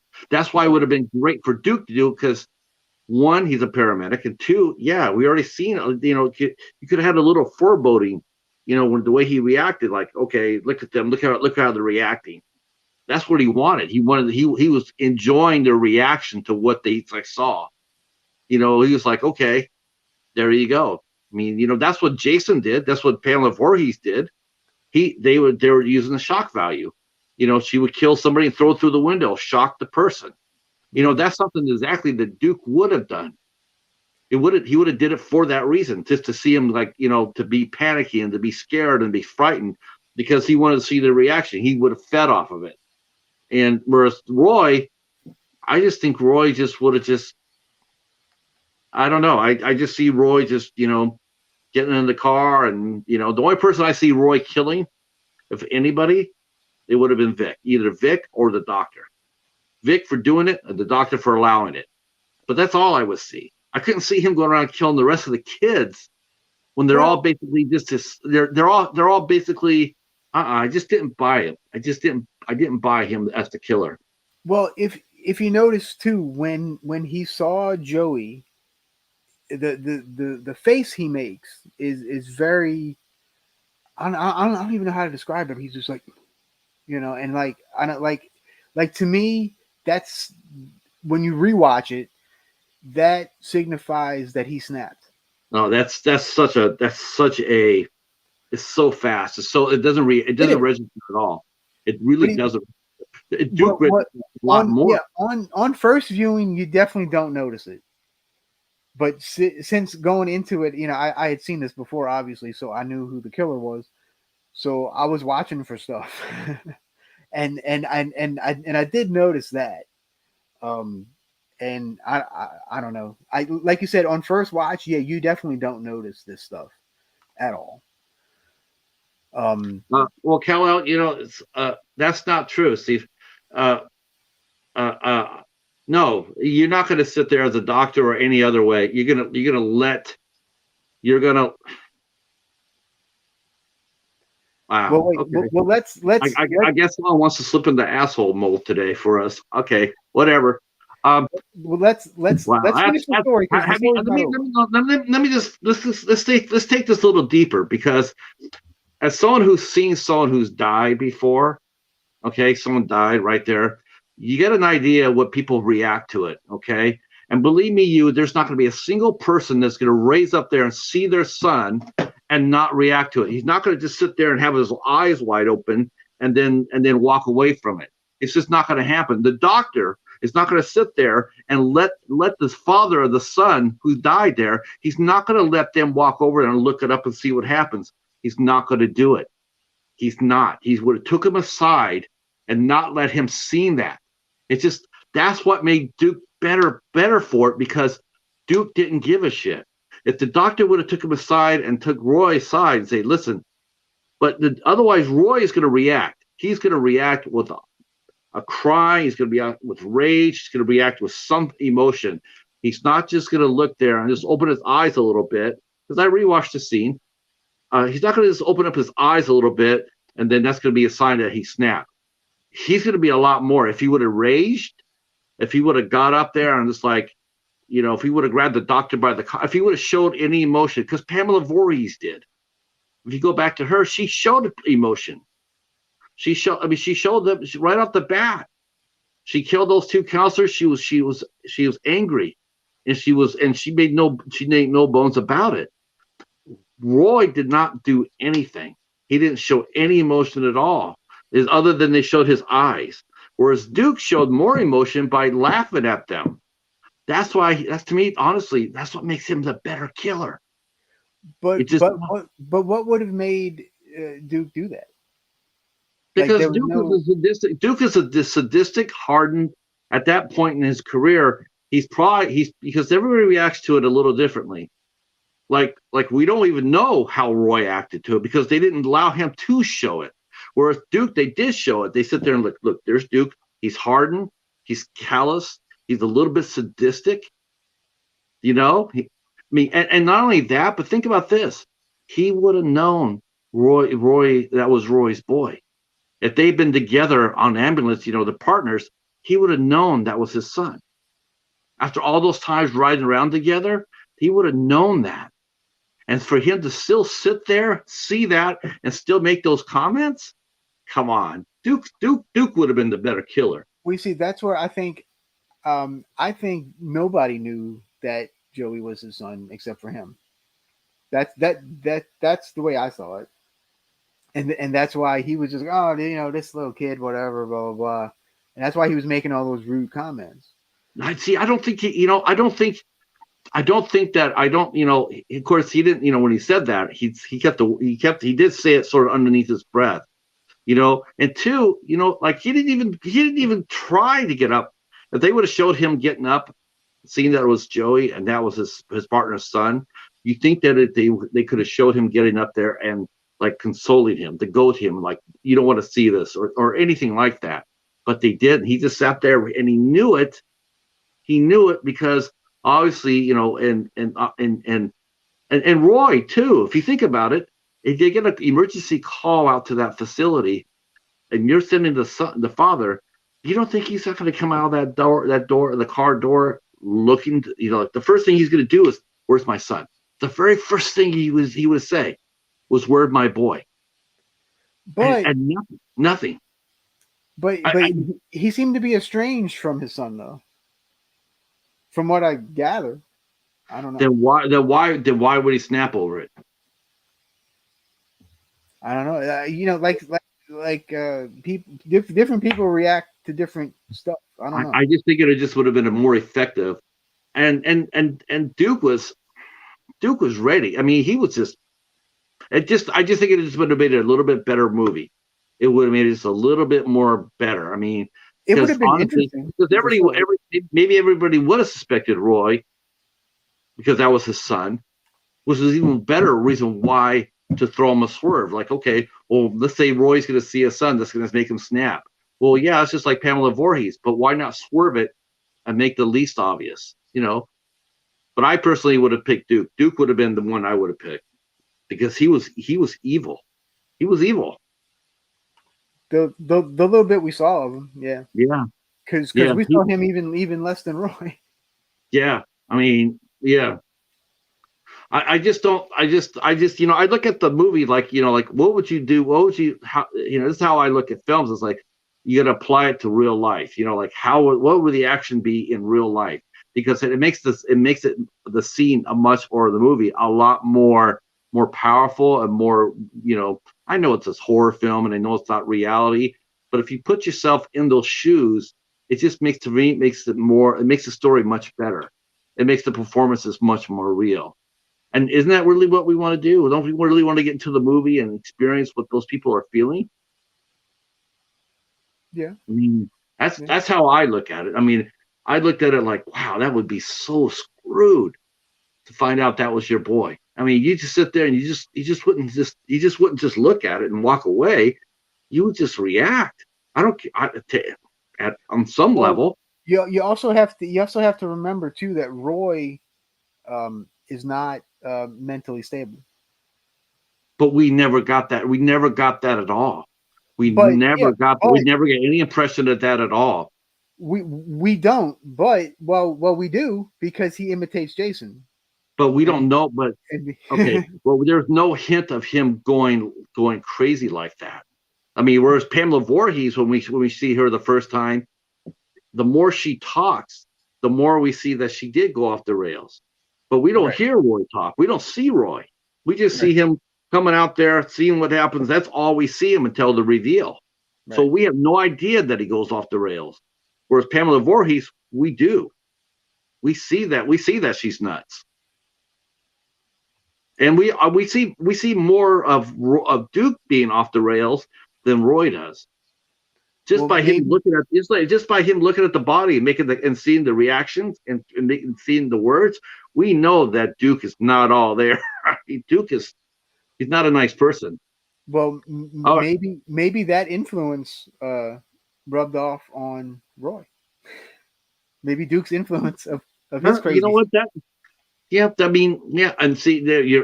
Vanessa says Pamela had years to get her emotions under control, and yet she didn't. She didn't. But she did. She was. I mean, she was. I mean, that's a good point, Vanessa. And that proves my point too. It's like here's someone who has years to get her emotions under control, and yet 10 minutes after she meets Alice, she's ready to take her head off. She's like talking, she's already showing off her anger, her pain, and everything else. She couldn't keep it she could not keep a lid on it at all, and she'd been doing that for years. 20 years she'd been living like that. Yeah. And she still couldn't control it. And then Roy is just going to sit there and go like, oh, I'll pop the eyes a little bit, and that's no. It's not. It's just a little bit weak storytelling, maybe. I mean, it doesn't affect the movie, but I mean, it does. It just. I mean, if you're going to make a person not a Jason to be a Jason, it's to me, it's like make the candidate that actually fits the profile, because and it would have been Duke. It would have been Duke, in my opinion.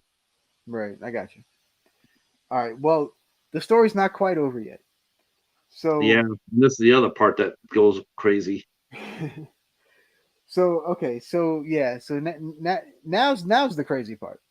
Yeah, so, I agree with you.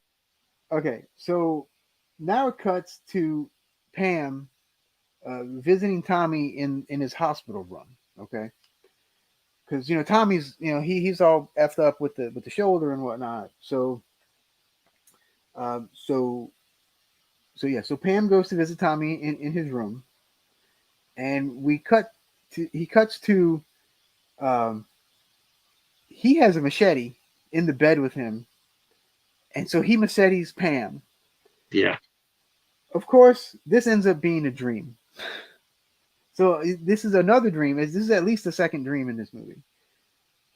Which is interesting. Is there's all these dreams. Is this foreshadowing to Freddy? I don't. Probably not. But I'm just saying. So he wakes up, and then he sees the image of Jason at the foot of his bed. Now, this Jason has on the real Jason mask with the red diamonds on it. We neglected to say that Roy's mask has the blue diamonds on it.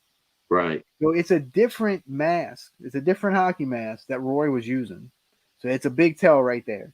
So whenever you see a Jason with the blue diamond mask, that's a Roy mask. Right.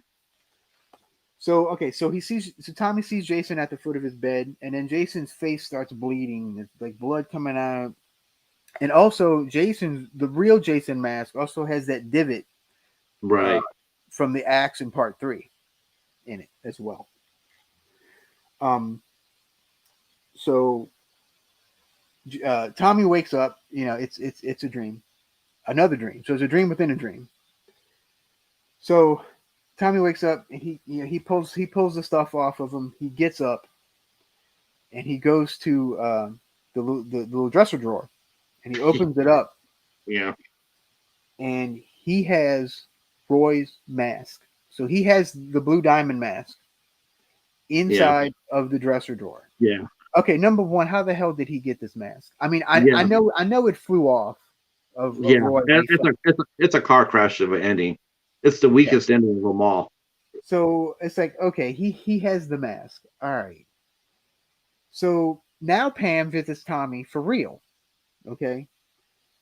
And she opens the door. She sees that the window of the hospital bed is busted open.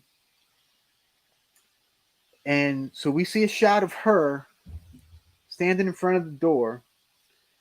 And then all of a sudden, we see Tommy pop up in the Roy mask with the machete. With a kitchen knife. It was a little knife. Or whatever it was, yeah. And where did he get that? Right, yeah, this was the knife. Where did he get the knife from? Yeah, that ending is just absolutely. And so he's like, boom, and then credits roll. So that's how I think that is probably where this movie deserved its hate, because that ending was just absolutely atrocious. So yeah, okay, so did it transfer to Tommy again? Is that what they're going for? Because that's kind of what it seemed like before. Yeah, they're trying to transfer, like Tommy became Jason. It's like it'd be you would think that I don't know. To me, it'd be like it would almost be like the opposite. It'd be like, like I know in the later books and some of the later books and some of the comics or whatever, they established Tommy Jarvis as sort of like an arch nemesis to Jason. It was like his yin to his yang. And to me, it's like that would have been exactly the point you probably would have made here in this movie. Like, I don't necessarily see him becoming like Jason necessarily, but I see him being like enraged against, against what has happened, almost like a, crazy Avenger type, sort of like we saw with Rob from part 3. He's going to be defending or whatever because, he's never again, that sort of thing. But for him to become what he's scared of the most, it's like I understand if they have him facing his fear or whatever. I don't necessarily know I don't know if he would have faced his fear as so much been swallowed by it, because he's just maybe I become what I fear the most and it won't hurt me. Mm-hmm. I just didn't really buy that at all. I mean, again, you go back to see his behavior in the whole movie, and it's always been against the Jason type. He's always against it. Someone comes on with a mask, he's against it. Someone's trying to hurt him, he's against it. And for him to sit there and it's like, against these people who tried to help him, I just don't see him turn around and, okay, this young boy and this woman tried to help me, so I'm going to reward them by putting on my mask and killing them.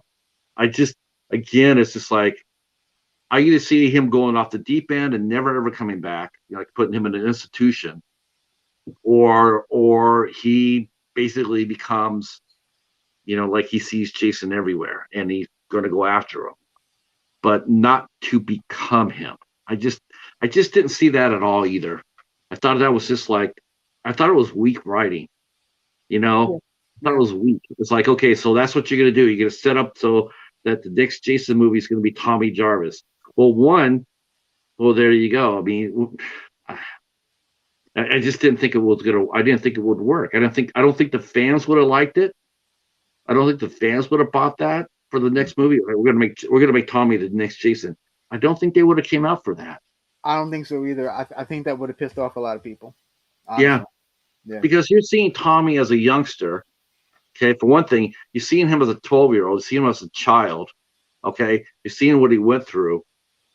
And then you see him continue to, and he's trying to get better. He's trying to get better. I just don't think the fans would actually put up with the fact that you're going to turn around and just traumatize this kid into becoming a mass killer. I just don't see it. I don't think the fans would either. Yeah, it's not a well thought out thing at all. Like, we didn't see Jason, young Jason. We didn't see him on his journey to becoming Jason. But we have seen Tommy's journey to where he is now. And that's a big thing. That's a big difference because, one, you're invested in Tommy Jarvis as a character because you've seen him now in 2 movies. Right. And whereas the original Jason, you didn't. He just popped up on the second one, and there you go. There's no backstory to him, really. We haven't seen it. We've heard of it, but we didn't see it. And what they say, seeing is believing, right? Right. So I don't think the fans would have liked it at all. I don't. And it just didn't make any sense. It didn't make any sense for him to turn around and kill the saint. It's almost like Panel of Voorhees too. It's like you wonder why that she, I can understand her killing strangers. I couldn't understand when she killed Steve Christie in the first one. It's like he sees her, he knows who she is. Right. And then she kills him. I just couldn't understand that. I mean, she's known him for years. Well, why was she's not exactly the all there either. Right. Really. But it made you think about it though. It's like, okay, why I could understand killing strangers, but I just couldn't understand the knowing, killing someone. I mean, he really hadn't done anything to her, just like Pam and Reggie hadn't really done anything to Tommy but to help him. So I mean, I just feel like it would have been more interesting to see him come like next time someone came at him wearing a mask. I mean, I really wouldn't recommend that at all. No, not I at all. that'd be that's the one thing I put in this chart. Like, don't even wear a face mask around him because that'll set him off. Yeah. But it I'm glad that they did not do that with him. I know he's in the next movie as well. I'm glad they did not keep that. I mean, I'm glad they didn't. I'm glad they brought him back to a different way. Then the movie, because this movie actually, in a sense, it's a little bit more brutal than I thought it would be. If you think about it, think about the kid dying the way he did or whatnot. It was sort of brutal. It was. And that's actually one of my. I actually have a list of positives and cons here. Yeah. Tons of kills. In fact, the kill count on this one is 20.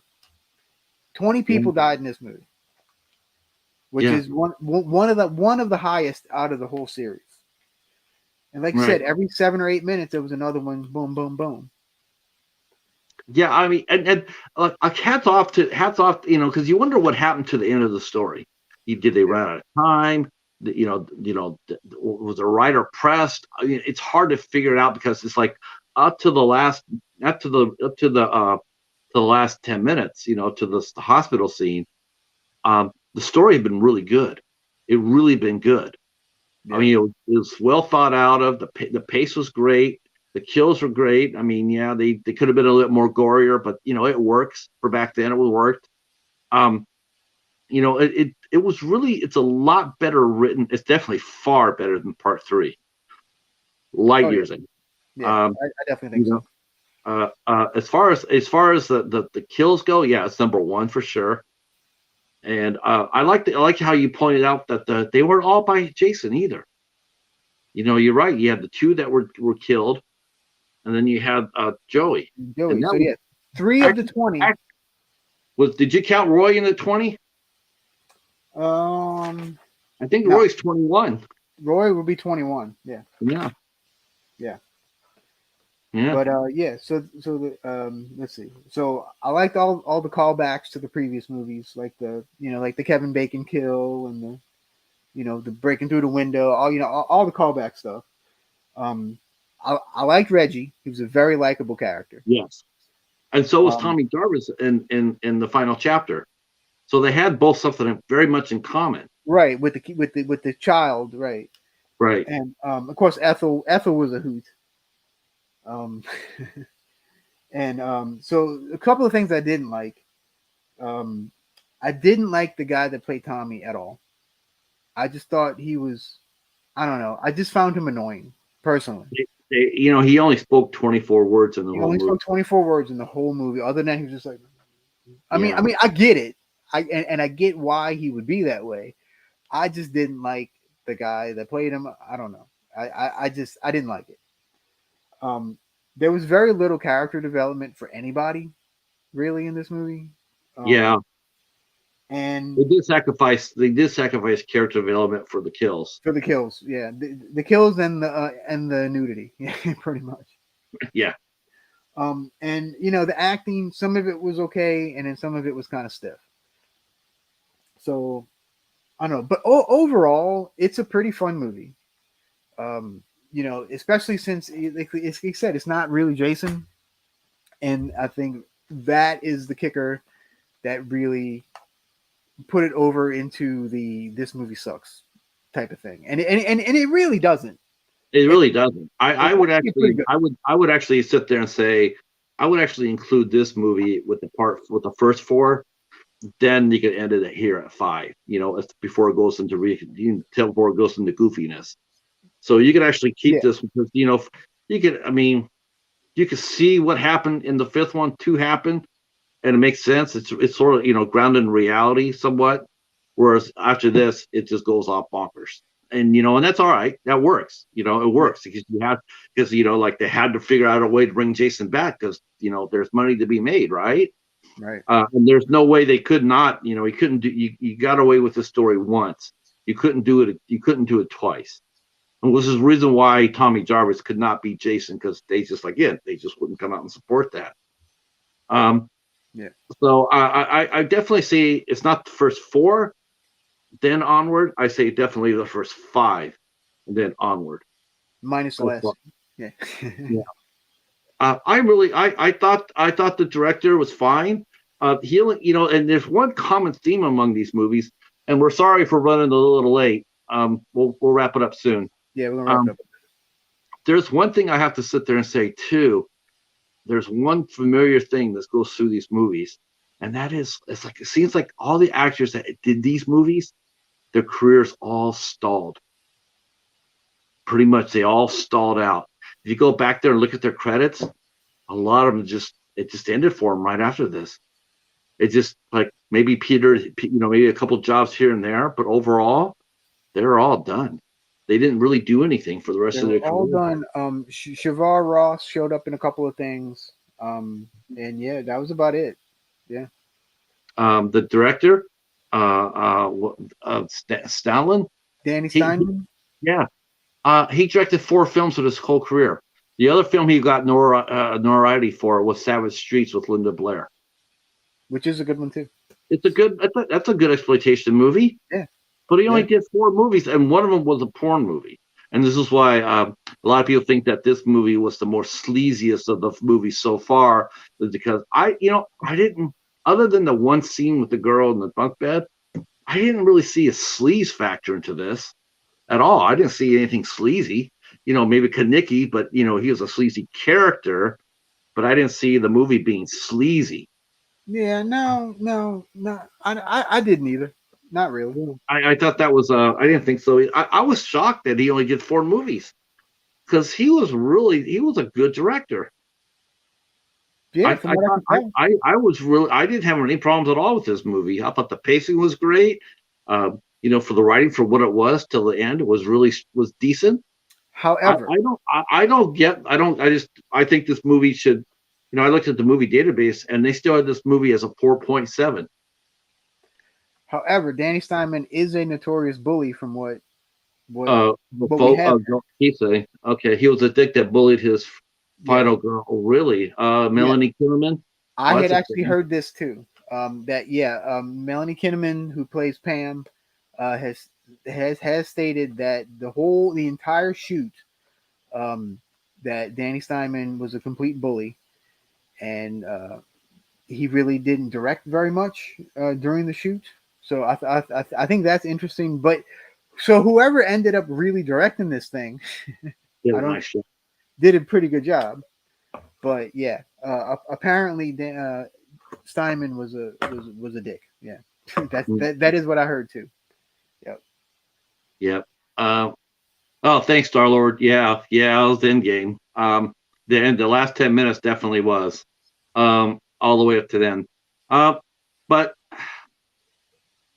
yeah, I like I said, I mean, people look at films a different way. I look at my films for like if they were really happening. To me, it helps me connect to the story and the characters. So I don't really just see them as just on the screen.